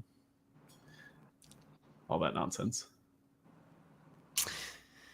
Hey, I mean, then that's up to the consumer to choose, Yeah. So I think it's a great idea. I would love to tinker with one, seriously, like no lie, and I would love to have one. I have that little Masters fucking thing here. I'm gonna end up building one, or I'm gonna need to like upgrade and like man up and buy like a big boy fucking fucking booth. So I mean, I easily I can build one because duh. But I don't know, fuck it. Lungs are worth it. Yeah. That's like, Oh, your lungs are totally worth it, dude. yeah. I stopped working at the metal shop, right? Remember when I stopped working at the metal shop a couple years ago? My lungs are now back up to 98%. I was at 92% when I stopped working at the metal shop, and that shit is not good. That's oxygen saturation or utilization or whatever in my lungs. They say once you get like 90 is bad. So I'm feeling good. Like I need to keep feeling good. So yeah, spray booth is good. Wear a mask when you can, when you need to. Fucking A, right? Yeah. Yeah. Yep. Speaking Yeah. of, so not speaking of, but like on the Still, back to whatever. the original conversation. So we were talking about like Hmm. current projects, right? So you guys can see. Oh yeah, behind yeah, me yeah. current That projects. is, yeah. So if you guys can see in the corner right there, that is the high new commission that was sent out.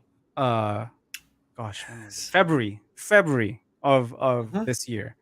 I sent it out. Everything was perfect, wrapped, and I bought like another fake Pelican case with the pick foam and all that stuff, and I sent Yeah. it out. And my biggest mistake was sending it out through USPS. I had him label it as fragile, have the insurance and all that stuff, and it got to Jersey because that's where the client was, and it was beat up to shit. Like it was the client had sent me pictures. It was just complete. It was cracked in some places. Paint was peeled or paint was chipped. That's was it like just bits and pieces like strewn out all over the case. Like essentially it looked like someone had drop kicked the package or threw it or whatever, right?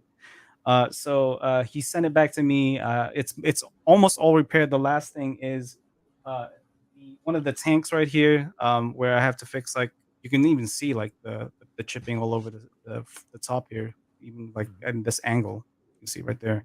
That needs fixing. But after that, I am for sure going to be using a different courier to ship this out. But that'll be all set. And then this thing right here is the post I made last week or this week, I can't remember, which is the Fortune Meow Dynamo as another commission with wireless LEDs from USA Gundam Store. This is just a really simple build, just essentially almost a simple build, just adding a little bit of detail where the resin kit isn't replacing something. I've already gone through several passes of primer, so now or surfacer, and some fixes, and now I just have to go back in and surface it one more time. But who knows when I'll get to that because I'm not in here all that often. Take it off. Oh. Don't look at me. You used Anchorette on the Hainu, right? I did, yeah, and you could see why. So this was my issue with it. So when I first started using the Anchorette stuff, it was like fall or autumn, right? Like it was like September, October. Like it was still fairly warm, but also not this hot, this humid. It worked great. Like it was perfectly fine. But the problem was I was in a environment that wasn't very controlled in terms of temperature. So once the temperature started to drop, I noticed a drop in quality of how adhesive the paints were. So they were a lot more fragile than they were originally when I started using them. So I did notice a lot of paint chipping, a lot of paint peeling. So I had to go in and fix that. And then clearly they didn't hold up as well in transit. So I'm going in there and I'm actually just color matching everything with Gaia and Mr. Color to make sure that everything is nice. Of And, course. Yeah, something that's tried and true. Tried and true. I'm really curious about that. So because the temperature drop, these paints come. So I have a handful of these as well, right? Mhm. What? Where do they come from again? I don't remember. They're China. They're from Chinese China. China. They're in China. Okay. The land of China. The land of China. China land, some would say. Oh right.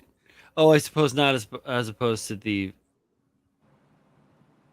Anyway, so so I just was wondering if there was like some sort of like temperature environmental consideration like between I'd like to think between where they're manufactured or developed versus where you are, because like it gets cold here in the States. If they were made in a place where it doesn't necessarily get cold, or designed in a place where it doesn't necessarily get cold, they may not be like engineered to Yeah. react in the proper, I genuinely have because that shit zero makes clue. a difference. Yeah, I have zero clue. I mean, but neither it's do the I. only- It's genuinely the only thing I can correlate it to, because when I started using them and I was starting to put paint down, so I started with the head and the torso, no paint Right. chipping, no paint stripping, paint peeling whatsoever, and this was at the beginning of the commission. So that was that nothing, even to now, even up till now, nothing has peeled, nothing has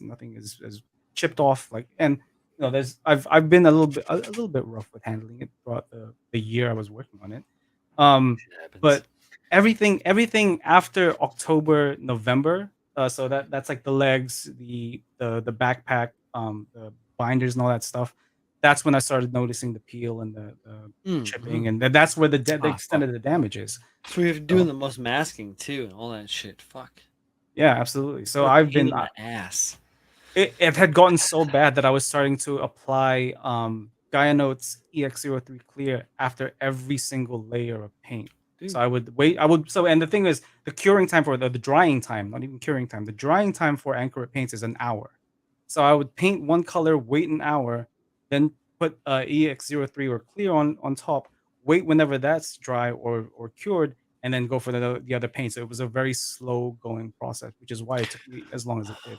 So the problem that you can run into with that, I mean, what is so if the base paint, the Anchoret paint is drying slower, and then you're putting a higher clear coat on top, what you're going to end up with in the long run is that the stuff on the bottom is going to slowly contract where the top is already hardened, and then that will crack. That's where you get like your crackle effects. Those are done by different layers of things mixed. Oh yeah, yeah. So, and it's like it happens in classical art. It's 100% why I had to wait till everything not only dry but cured. So right, it was exactly. Just like, it was very slow going. Like, what I would thinner like. did you use, Pabs? I use leveling thinner, Mr. Color leveling thinner, because that's what Unicorn Land 100% recommended. That was what they were using. They don't have their own proprietary thinner. Sure, like the best one to use is leveling thinner. Leveling thinner is magical stuff, but if it's taken an hour to dry, yeah. I even asked them. They were like, "Well, would rapid thinner work? Like, would that stuff be easier for me to kind of layer this stuff on?" They were like, "It makes it weaker." I was like, "Are you kidding me? Like, it's already this weak. How much weaker?" It makes it brittle, dude. I bet it makes it mad brittle. That's crazy. I'm gonna have to fuck with this. So I have a handful of these paints. So yeah, I would 100% like Brian. Whenever you get like a shift in weather, when it gets colder, like paint like a spoon or whatever. I got these. So I bought a handful of them, and I already had one explode on me in travel. Just fun. Oh yeah, the smell. Yeah, and siphoned it out and put it into a jar. See, now you're making me paranoid, Paz, because I was going to paint this commission with Anchoret paints. Oh, now remember, I was only experiencing this issue when the temperature dropped. So around about fall, autumn. Okay, no, you're in the warm season. So you're in the warm season right now. Okay. I assume you have central in the base there. Oh yeah. Yeah, you're fine. You're fine. I was in the basement with nothing, like it was open window, like no heating, nothing. It was cement, everything, like no insulation. Yeah. So in the dungeon. In the dungeon. Literal dungeon. The Pabs sweatshop. Yes. That's where things happen. Well then. Love it. Blame it on the ghosts. It's their fault. Yeah, Brian. It's all their fault. Those fuckers ruined your paint job. Hey, Brian, maybe you can give me. What is it? I believe you can see it, or maybe just say it. I don't believe it's anything wrong. I don't see anything that's being filtered, Edward. Unless because I think Pabs and I are moderators, we would be able to see it as well. Yeah, all I saw was nice seeing you. I think Tim is too. I think it's nice. All I see is nice seeing you again, Tim. Yeah, it's nice seeing you, Edward. Hey, buddy. It was nice seeing your name on screen. Truth and fact. Just a quick note for people who are now kind of worried about the Anchoret stuff. Just just take note that the AOK Silver Oaks paint that's on Robokai right now is the exact same paint. It's the exact same chemical composition. Right. It's just Right. rebranded because Yeah. the contract with UJLand ended. They didn't renew it. And It's then the same, AOK. it's the same fucking factory and everything. It's just a different label on it. That's it. Yep, they just Yeah. put a new sticker. Some of the colors are slightly different, which is okay. Sure. That's Whatever. cool, but That's it's the same. It's the same okay. thing. Yeah, Yeah. it's the Dude, exact same thing. seriously. I mean, like, so when I was trained to paint, you know, back in the day, you got 5 colors: red, green, red, or blue, yellow, white, and black, and that's Those are all you need, man. yeah. And that was it. And it was like my first classes were like rudimentary as hell, but it was like, okay, so paint this in a monochromatic, like green, Right there. like, you know, yeah. Give me Yeah. one moment. So this commission that I'm doing, I let Amber pick out the colors for it. Oh, straight up. Yeah. So What is that, this like will be- purplish on the side? Yeah, that's that. Kind of, the dark, right? Yeah. The dark purple red.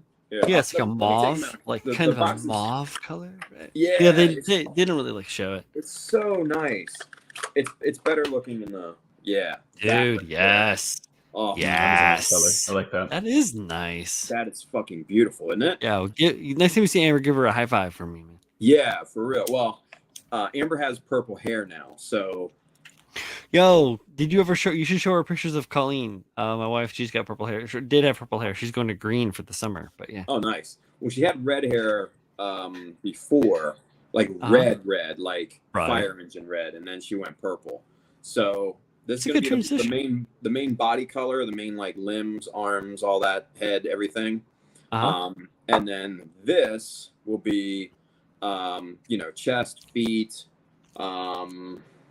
torso color. So I think this will come out really, really nice. I think it's a great color scheme. And Only those two? huh? Only those two. Well, these are the primary. This is the primary color scheme. Everything else, obviously there will be more colors involved, but those are going to be the main colors. Cool. Yeah. Yes. And then so I'm going to have a little pilot outside of the mech, right? And the pilot will have purple hair. So Speaking my language. she will be the pilot. So this will That be I like. this will be Amber's mobile suit, so to speak. So yeah. I will Hell yeah, Tim. say, whoever designed like the packaging for the new AOK stuff is fucking yeah. nice. Like especially when you open it up, man.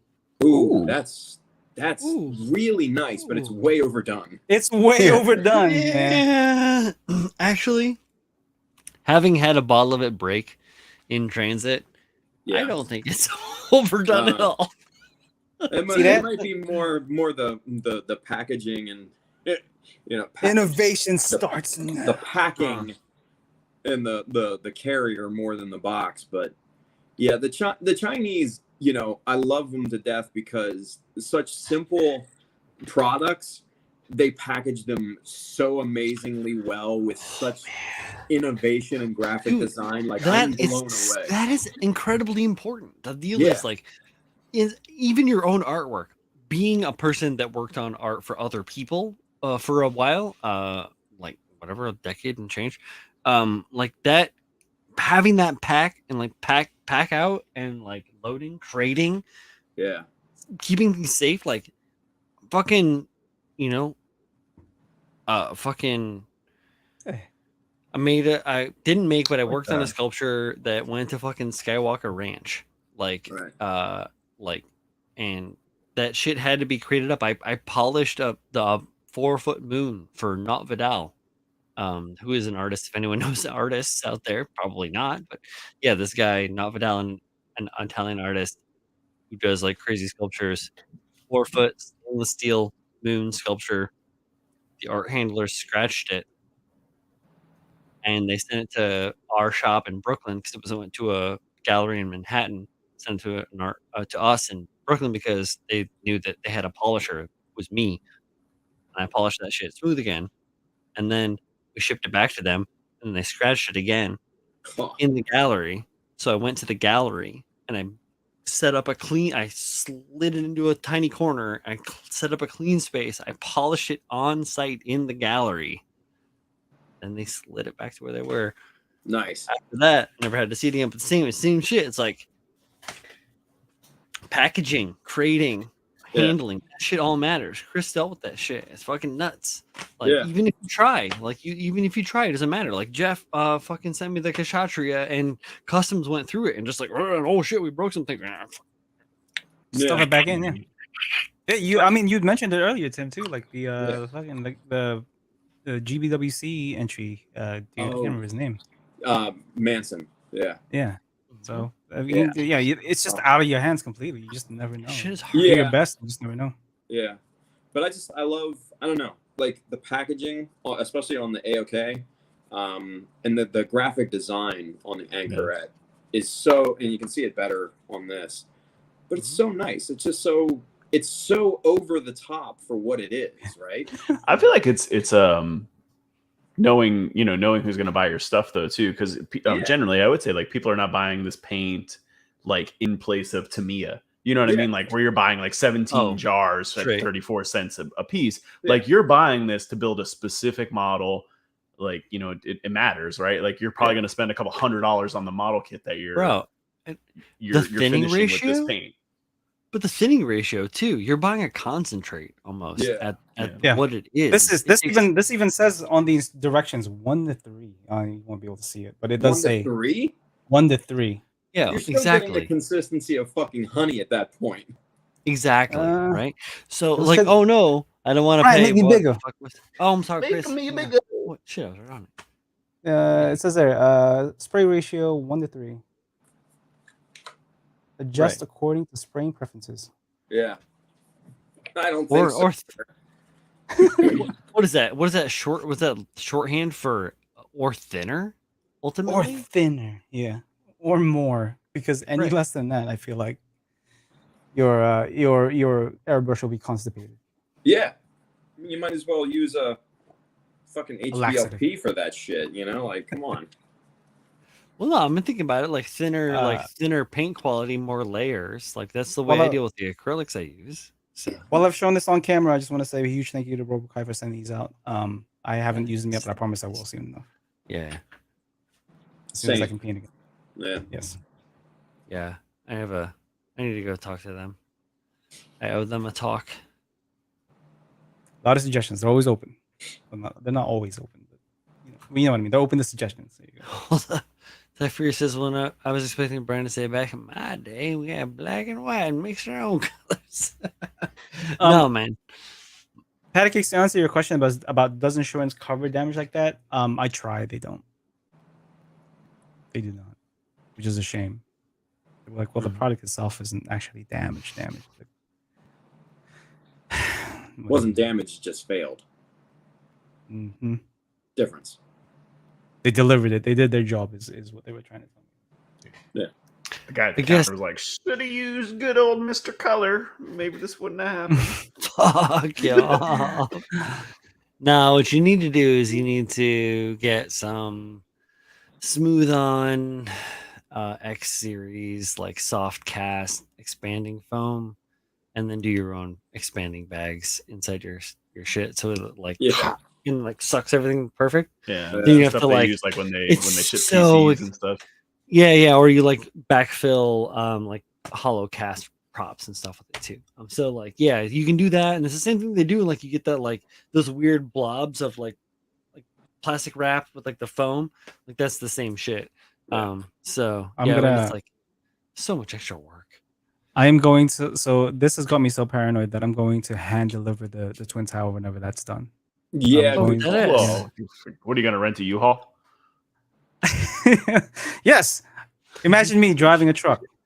Little old me, barely over the steering wheel kind of guy. Yep. Mm-hmm. With wood blocks on your feet to you touch would the pedals. raise the seat. It's fine. I've tried. You just I look fun. One time I borrowed a friend's pickup truck. It was a giant Dodge. I can't remember the name of whatever the fuck it was. And I picked up some gym equipment. And I looked fucking ridiculous jumping out of that thing, man. I looked like a little toddler jumping down from a step. And I'm like, Dude. That's the kind of shit that I like to ride shotgun in while you're driving. We get out and we'll just put the thing in, and I'll be Lenny. I'm average height For a Filipino. for a Filipino. Wait, hold on. What? Yeah. Yeah. So am I, Pab. So am I. Oh God. Filipino. Aye. Wait. Yeah. These fucking things, man. I don't think these fucking Dom fenders are gonna work. No. No.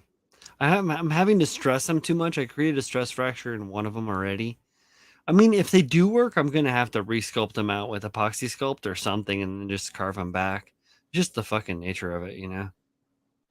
They're not bad. They're Just not don't fucking close match enough. up shape wise perfect. Yeah, exactly. Like the one that like really like curved nicely has a fucking stress fracture in it, and the one that is like beautifully shaped, like a nice elegant curve, ain't fucking right curve. So it's all part of shooting it from the hip, yar. You ever seen people actually build those for cars?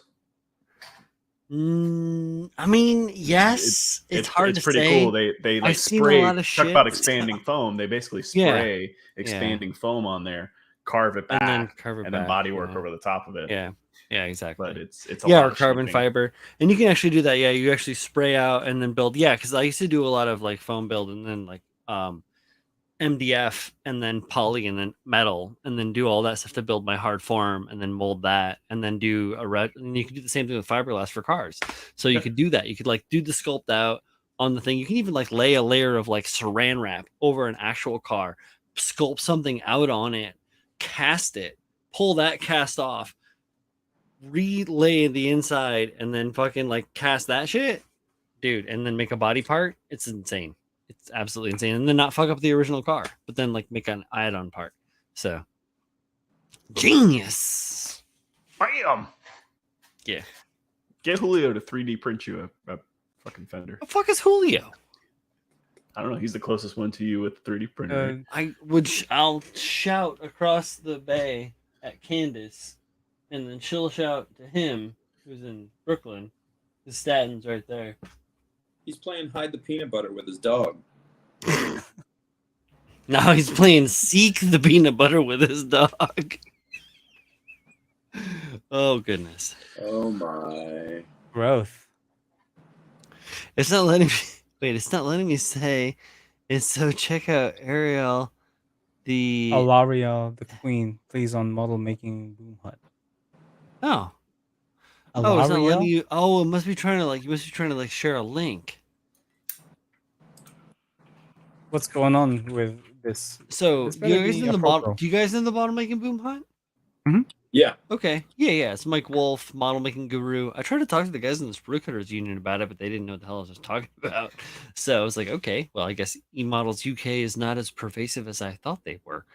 But yeah, so check out, Alariel. Yeah. Warhammer thing. Oh, it's a Warhammer thing. Yeah, looks like a. I would assume a mini, but I don't know actually how big it is. Mm-hmm. I'm willing to bet, or like one of the busts or something along those lines. Oh, I see. Yeah, No, this it's like a figure, like a girl on top of this weird beetle looking fucking thing.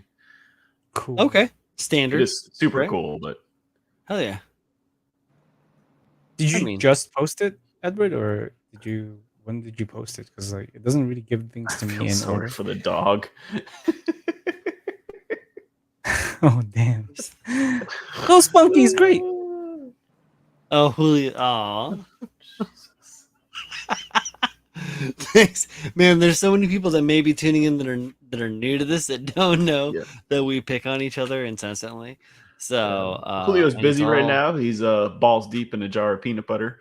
Exactly, especially if you're gone. Or What it he's could be actually jar trying to deep. do is With his dog he licking his crunchy unfortunately asshole. earlier today he was bit in the testicles by a snake. Roasted. Yep. It turns out that peanut butter is a cure for enlarged testicles due to snake bite. Except, Damn. Paul bringing Except- back a built sideways in joke. I love it. Except that it draws the attack of the Yeah. local canines. So Right. like the remedy for one attack is the trigger for an For another. additional attack. Yeah. He's got I think sometimes he dog sits a little bit, so he's probably got two, like one on each. And I imagine he's like probably violently shaking around and swinging them in like concentric circles.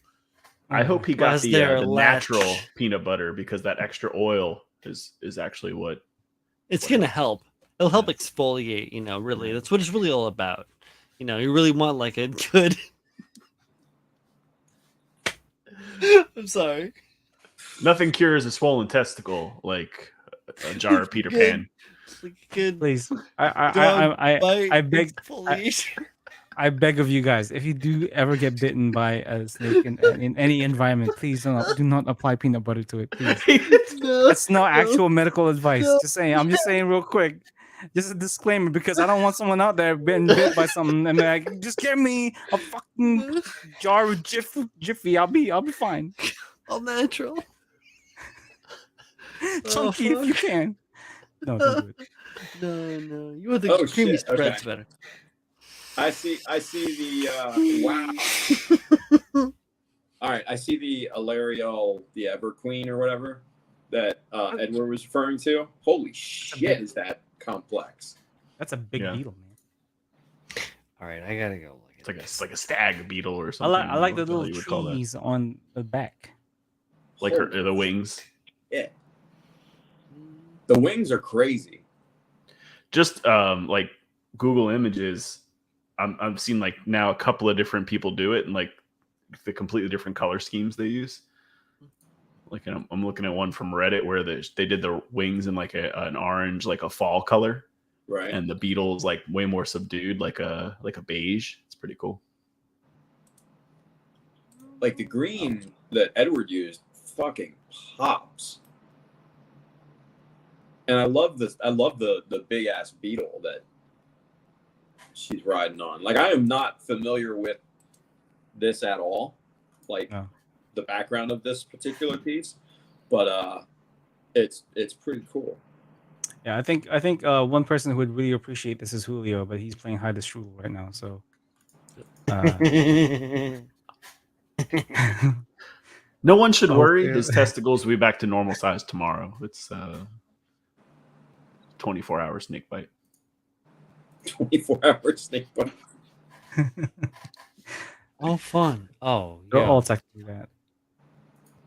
Man, that's the thing. There's so many cool things to see. Warhammer, like I don't know a damn thing about Warhammer. I don't, I couldn't tell you the first thing about it, but every once in a while I see some minifigs and I'm like, that's fucking cool. What is There that? is some real cool shit out there, man. Like Mhm. very impressive, very very impressive stuff.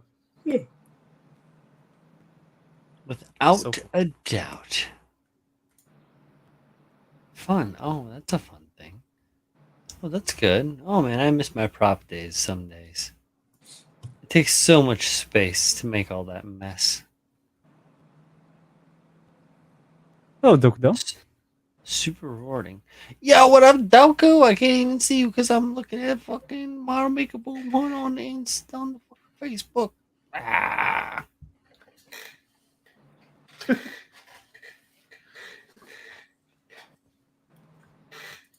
Oh, now we're all distracted. Yeah. Yeah, big time. No, I'm looking for this thing. I don't see it. Just go to Model Maker's Boom Hunt and look for Edward Leonard, and then all Yeah. post by Edward Leonard, and then Yeah. you'll see it. It's one of them. It's Oh, one I of should his search posts. it. Oh, should just search it. Fucking It just makes it easier rather than scrolling through the whole goddamn group and trying to find it. Look, you ain't gonna listen, find it. listen. Anytime soon.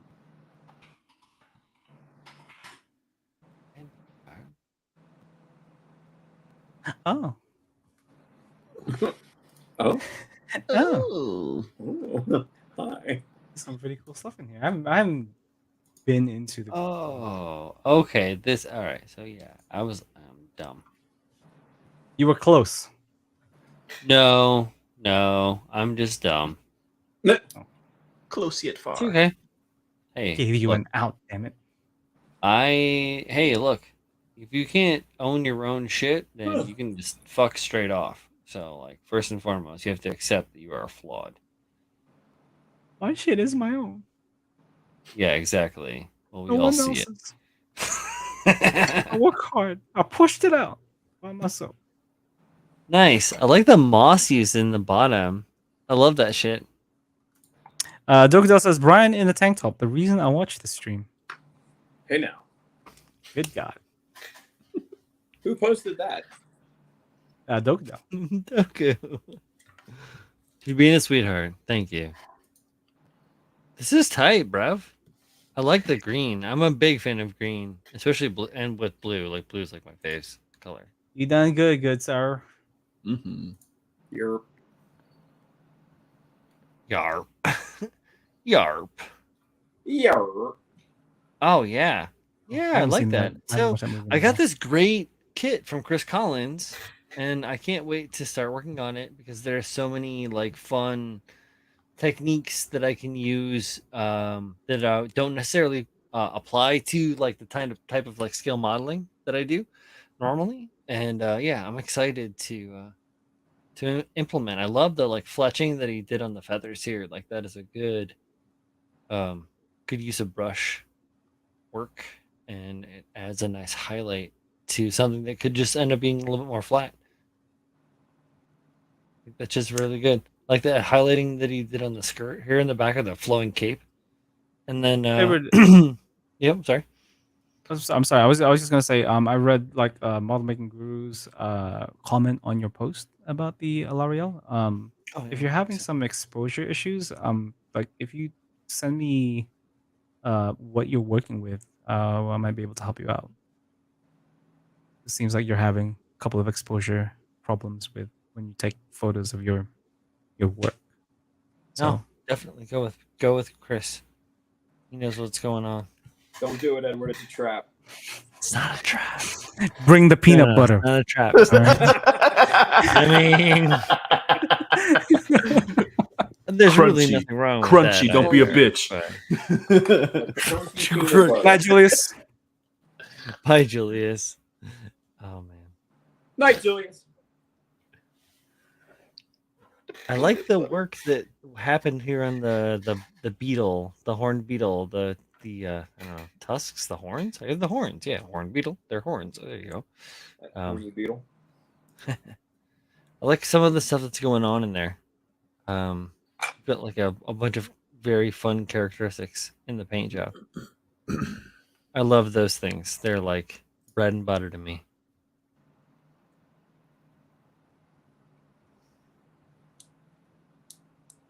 But I agree with Chris.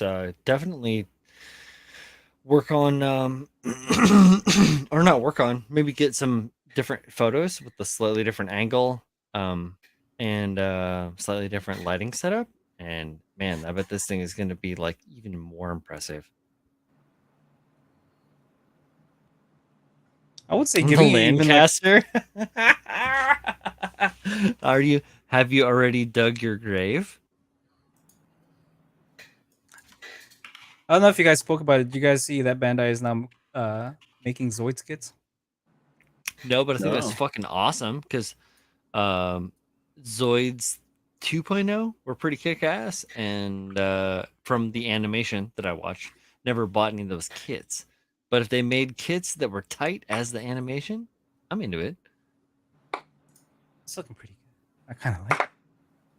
Hell Yeah, but that whole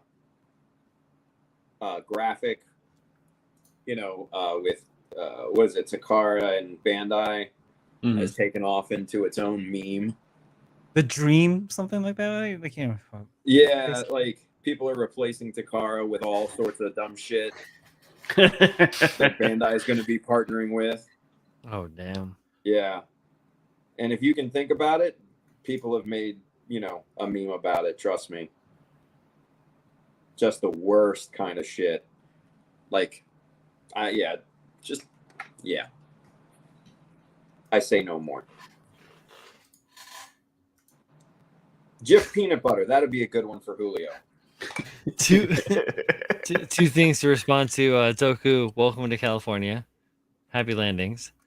And Edward, the Lancaster, enviable. It's going to be an amazing build, and an epic build, like in that. Holy cow! Just like those fucks were giving me a hard time for these accurate miniatures of the Dauntlesses that I have. Like, that's going to be some epic shit, man. Best of luck. I know you're going to be just fine, but Godspeed. don't get exactly. Try not to get fatigued, my brother. Don't As let it. as William Defoe said on the 2002 epic Spider-Man, Godspeed, Spider-Man. He said it like that. I don't know why he said it like that, but whenever I'm somebody says somewhat of a Godspeed, scientist myself. With those goggles on, that was a great line. I want someone to screenshot that and fucking put the text. I'm somewhat of a scientist myself. Dude, it's more like the Hey, Riddler from the new Brian. Batman. Full screen me. Let's go. Let's do this shit.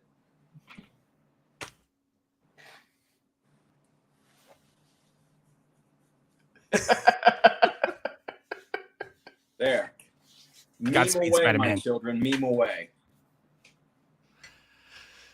Chris is like, done and done. I'm like, if you want the full screen, I'll give you the full screen. Hey, there is no shame in my game. Y'all know that. Come on. Bro, you have to live that way. You have If to I live can't that be way. me, then If you fuck can't, it. and honestly, fuck yes, Tim. Fuck yes, When- brother. I'm saying this now. Whenever you're a guest on the podcast, Tim, whenever you have time, Yeah, when you usually come on. we usually have a second thumb. That is exactly what I'm using for A the second thumb. So there's a second thumbnail, right? Usually you have the build sideways thing with a number. A second thumbnail. I didn't get thumbnail from that. I hear second thumb and I'm like, Second thumb, the one on the right. what, like Julio uses on his dog? Like, Poor Spunky. Poor dog.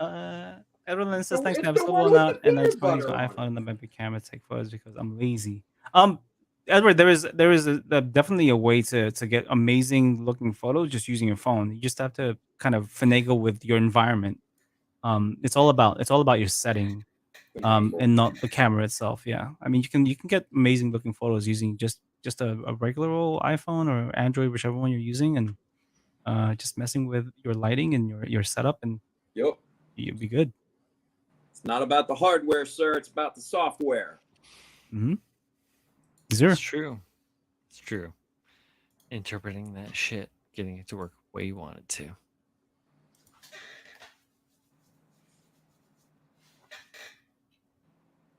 Just like making models. Or Boom. not. Make them bigger. Make it I bigger. will. Make them bigger. I tried. Do you Good see chance, that there you thing you're holding, Tim, right there? That part that you're holding right there? Yes. This is why you're not gonna make it in time. Trust me, I know. Trust me, I know. Is it focused? I don't know if it's focused completely. It's focused on you. It's got, Yeah, yeah. if you tilt Yeah, it a we- little, Once we're your not- we're not- face. pick up the, We're not yeah. seeing the lines on the inner part, but like No, in terms because of it's detail. blown out. There's too much light right where I am and everything, so it's just not gonna. You can see happen, some of the but- notches. Yeah, there are panel lines in there. I posted a nice picture on my Patreon earlier today to give those folks a nice little sneak preview. But I can see Yeah. it. this is the fucking reason, along with all of this, that it's not going to get done on time, because I am too fucking meticulous when it comes to details, and when it comes to my level of work. Now, if I had more time, I would cut this fucker up and change the proportions on this big time. Yep. I don't have that time. Nope. What's the I deadline? don't even have the time for what you see, much less what I want to do. So, yeah, I'm glad I have 2 extra. What's the What was that, deadline Paul? for? Say that again. What's the deadline for it? 1 month. Ooh. Yeah. Nope. Not confident. Not confident. So, at least I'm not the only. At least I'm not. Do you only have one to that's tricked right now. sleep? Huh? Do you have to sleep? Dude, my sleep schedule has been so fucked the past month and a half, 2 months, maybe even 3. It's it's not been good. Right on. Yeah, I've been going on 43 years of a fucked up sleep schedule. So. Hey, there we go. Two peas in a pod then.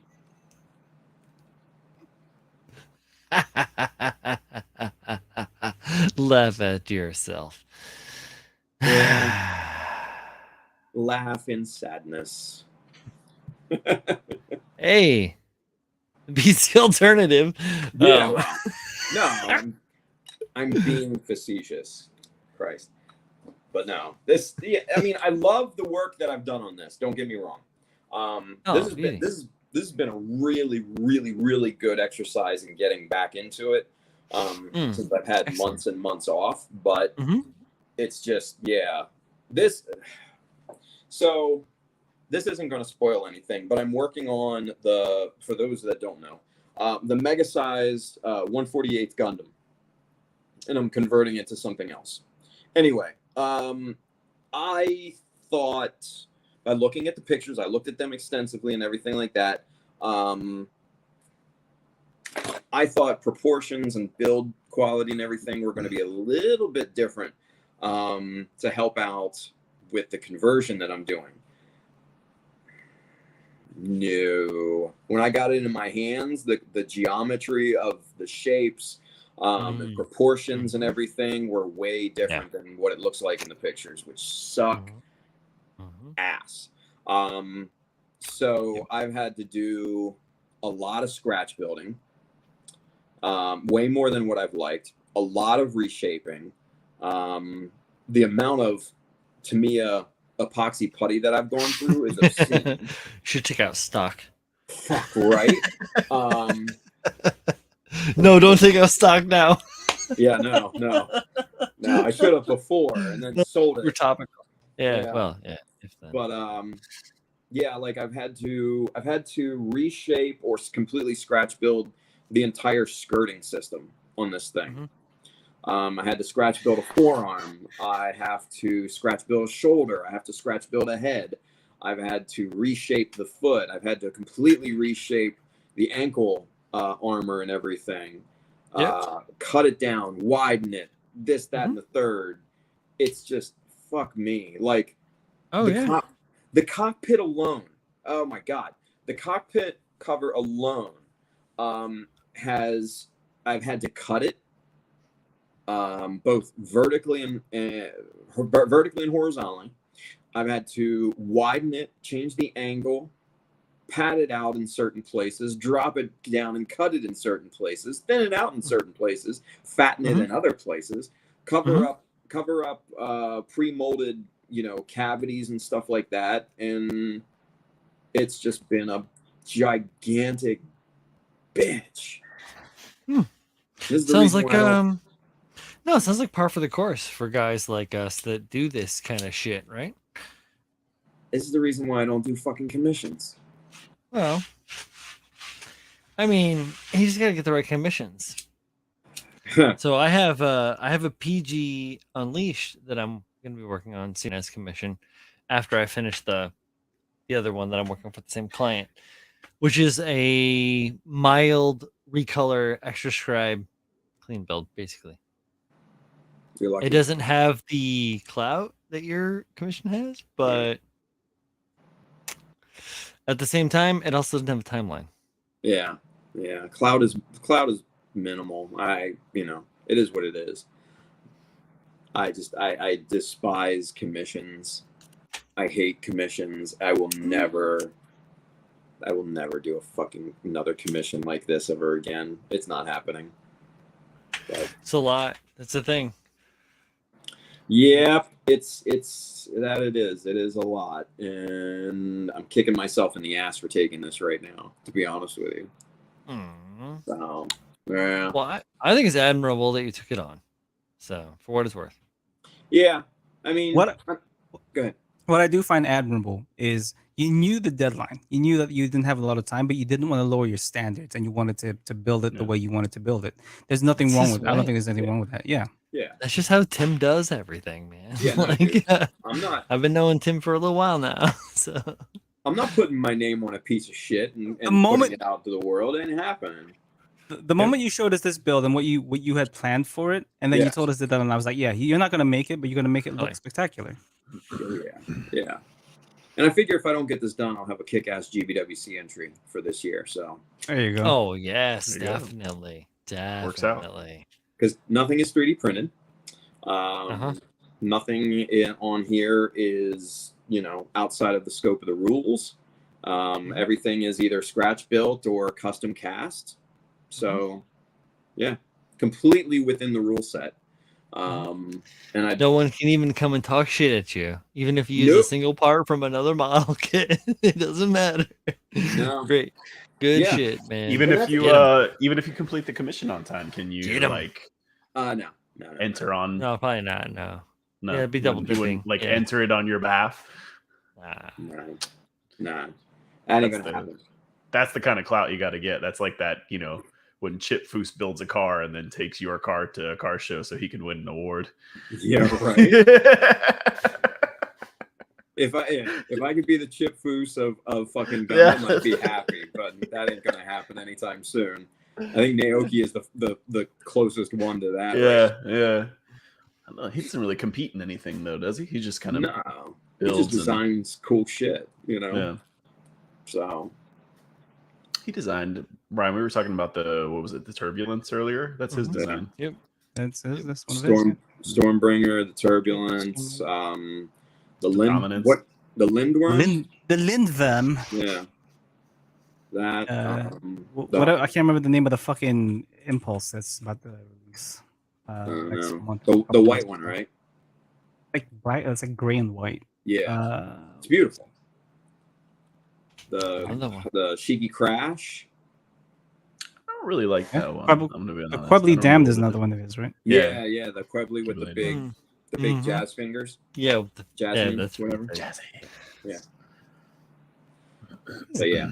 He makes cool shit, man. He designs cool shit. And if I could get a taste of that, shit, I'd be a happy camper. Indeed. What is his name on Instagram? Section something, right? 009. This is Instagram handle. No, Section 009. Yeah. Say that again? What?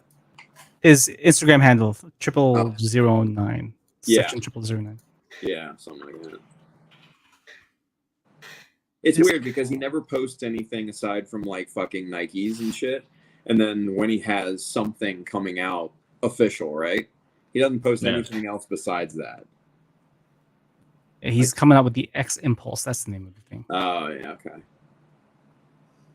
Let's see if I get that on screen.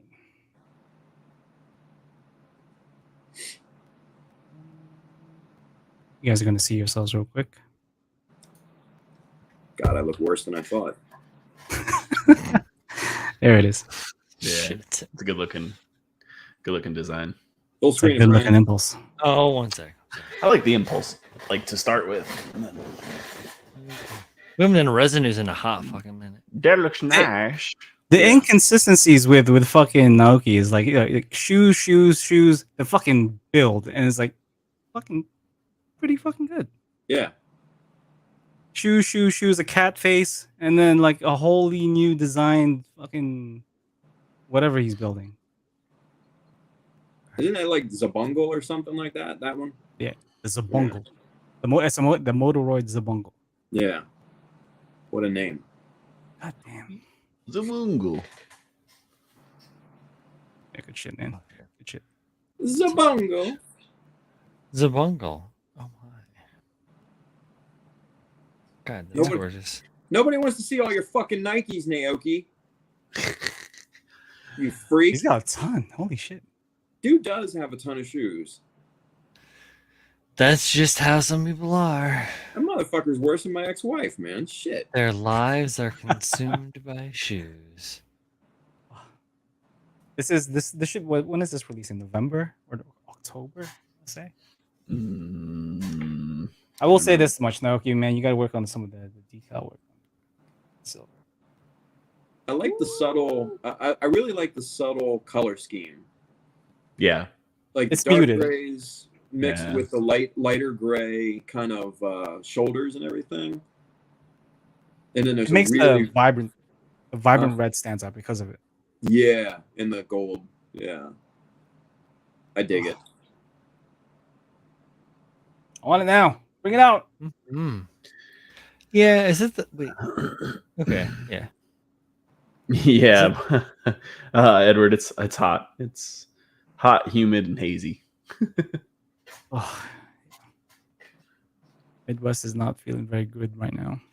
I'm good right now. We're in the 70s. Tomorrow it's gonna be fucking 90 something. Let's see.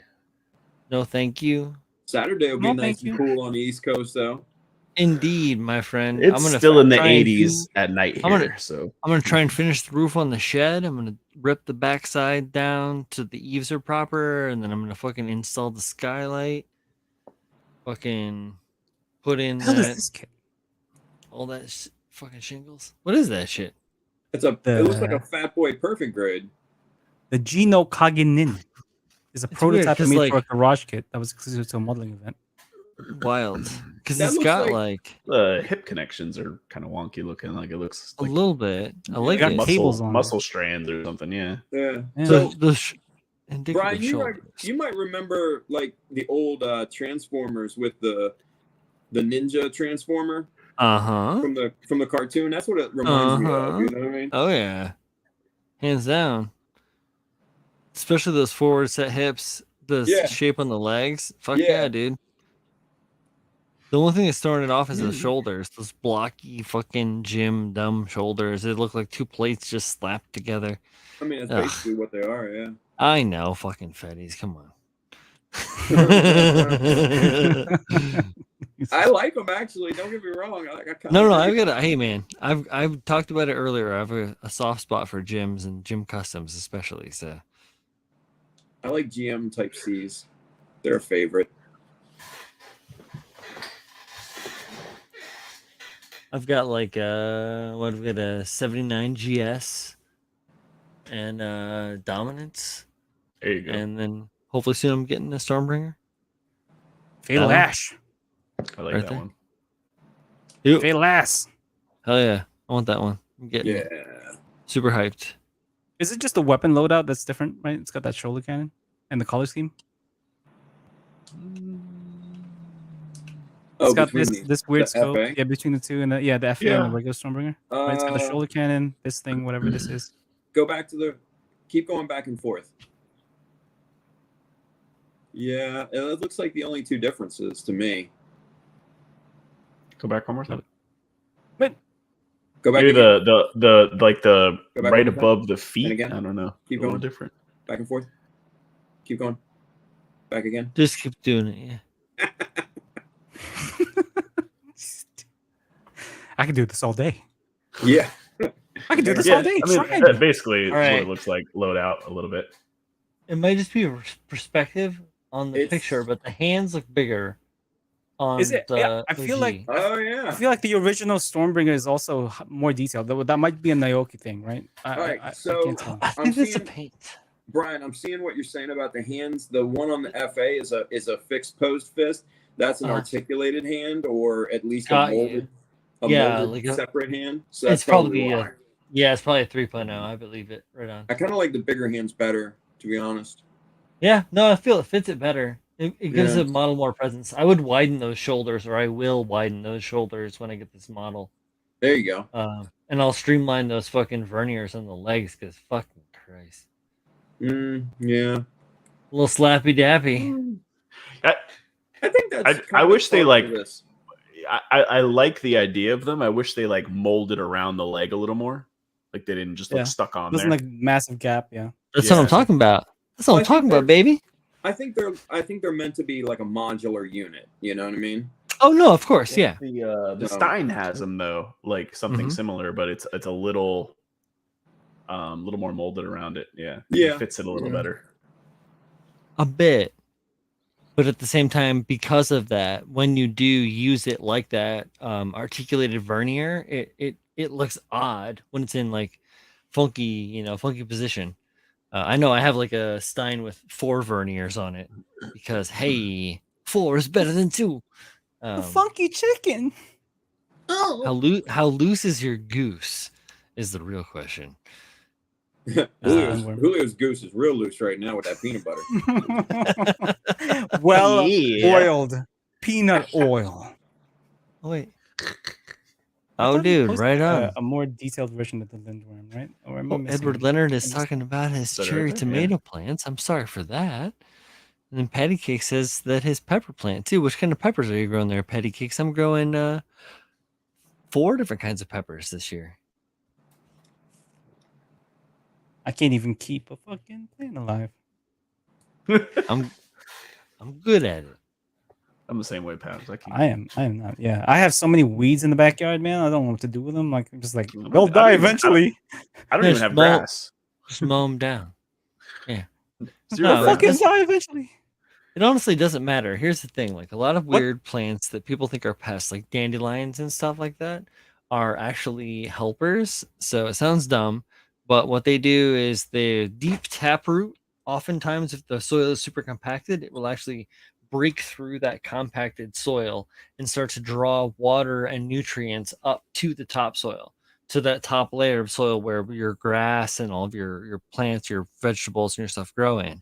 And does a number of other things as well. So the leaves are calcium fixers. So it pulls up not just nutrients, but it pulls up water and calcium, and it fixes them within the leaves. So when you mow that off with your fucking mower or whatever, it doesn't matter. Like that shit will fall onto the topsoil, and in the thatch that grows in there, like builds up, will break down and build up the nutrients within your soil, which will help balance out pH. It'll help to Brian. add. Yes. Shut up. Okay. I was gonna say, even Naoki doesn't like the fucking design of the Alex, man. He had to modify the shit out of this thing. Love you, Brian. What are those thighs? What did he do to them? Is this just He made them thicky Thanks, thicks Tim. and longer. thicker? They thick them? Thicker them? They definitely made them longer. The proportion. Oh, of is this thing that so one much that's done and one that's not? Like, is the yeah, two this one, different this thighs is there? completed. This is Is it? Okay. No. He extended Is the it? arms. So I'm Yeah, right there. Got it. yeah. And the thighs too, probably. So yeah, this is And the this is torso, an you can example see of, that extra little strip in there. like. Are you planning on doing something like this, like having it more integrated into the leg, Brian, or are you looking to make it so that Yeah. it's No, I'm not just like, integrated, but like more in ergonomic. more Yeah. shaped? Yeah. Okay. Yeah. got it. I'll make it look less slapdashy. That's all. I'm not trying to go crazy. I like the model. It doesn't need a lot of fixing. Oh, go crazy. No, I don't need to. There's other models I'm gonna go crazy on. Get fucking nuts, Brian. Come on. What are you doing? Trust. You want to get nuts? Look Nuts. here, Michael Keaton. Hey, I am completely getting nuts on all sorts of things. let's get so- nuts. So Let me it's show good to him. it's good to Nuts. meter yourself. I could just What is Stop that showing thing? me Is that a Sylvan wolf or something? Neuter You can't be- myself? What? You can't be no, that's a meter yourself. I was gonna say you can't be all nuts EZSR. all the time. Maxima. Like that's what? Julio. He's neutering Oh, that looks himself. tight. What is that? Where is that from? Oh, Bill Well, Fires Uh, Dry. easy- no, okay. yeah, Try. ECSR. Yeah, I fucked with one of these back in the day. I used it. I parted it out for, all sorts of shit. But this looks like ECSR complete loadout, and that's cool. That's really well done. That gotta model get has a rid of- lot of availability Get and rid of the options. overlay real quick so you guys can see the feet. There we go. It reminded me of Oh, It reminded me of feet. an Armored Core model, or an Armored Core build out, because the base kit, which is just like a regular high grade kit, but it comes with parts to make 3 distinct different models. But one frame, like one of each of the 3, the different kind of loadouts. So they're all combinable, mix and match. And I feel like this is an excellent example. That's a fucking just- amazing example of all of the I just loadout applied. I just well, what a fucking flex from Naoki. Hashtag I designed this. You motherfucker. Oh, this is on What a Noki's. fucking Oh flex, no. yeah. Oh, I'm sorry. I didn't realize this was on Noki's. Yeah, fuck. This is garbage. This guy, no. Go pick up some fucking Nikes, you bitch. Let me see. I designed this. Click that hashtag. I'm curious. Let's What else is check it on? out. I designed this. Let's check it out. I designed this. Oh, it's a thing. It's a thing.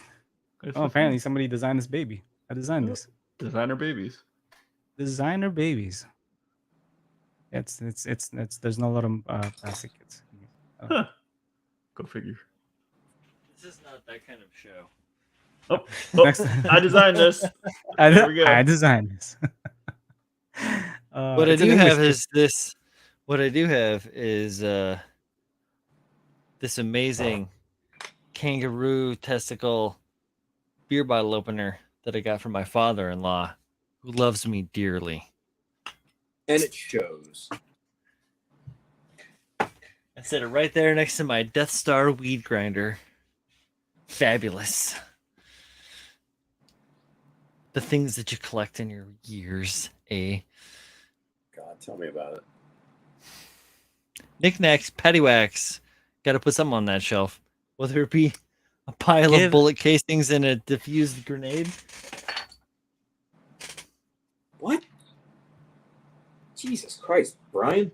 I'm doing my absolute best to make sure you don't get like a strike. That's Colleen's. That's Colleen's, man. It's not even mine.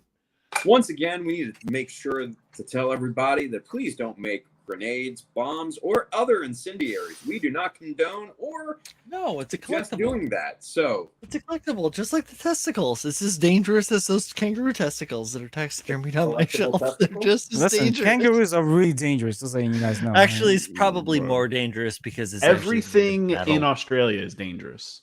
It's Everything. dangerous. I watched. We've talked about this a lot.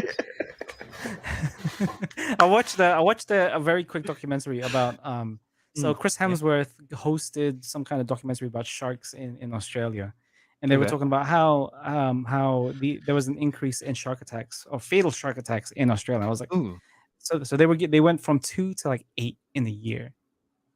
that's a lot. And I was like, man, I ain't never getting in the water. That's fucking wild. Nope. There was No, they In there was Australia for sure. Mhm. That's Yeah, that's there was- fatal.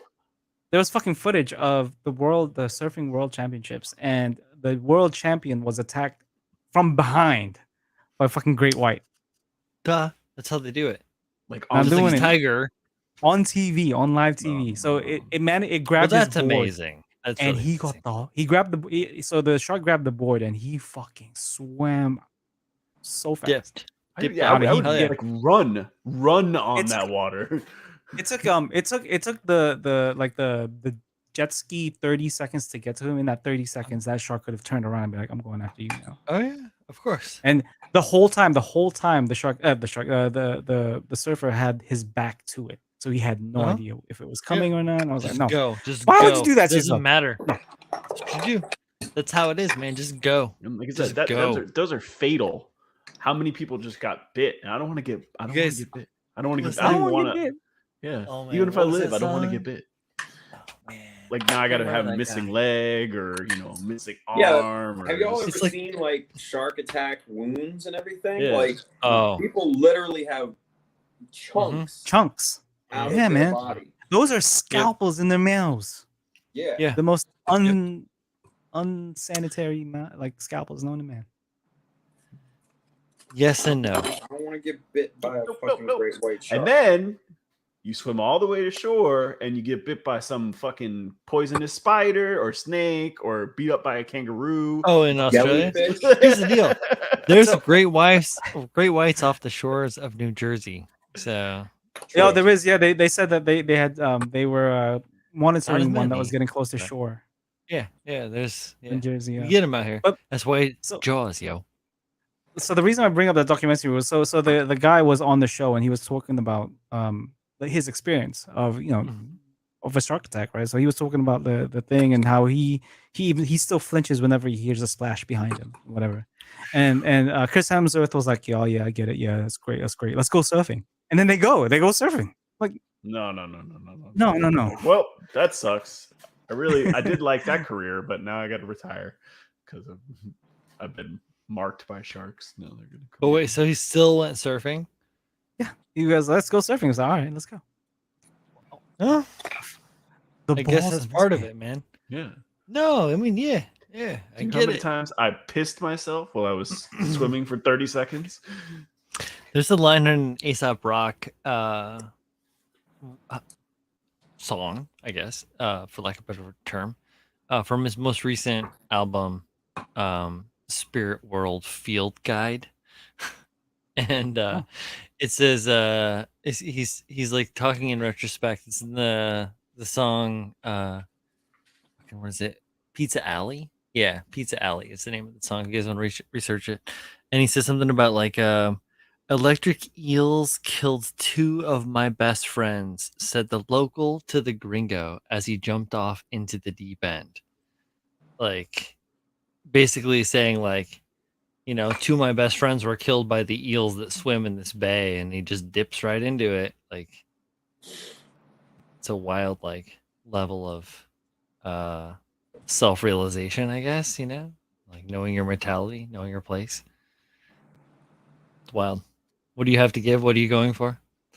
What is giving? What is going for? What? Very existential.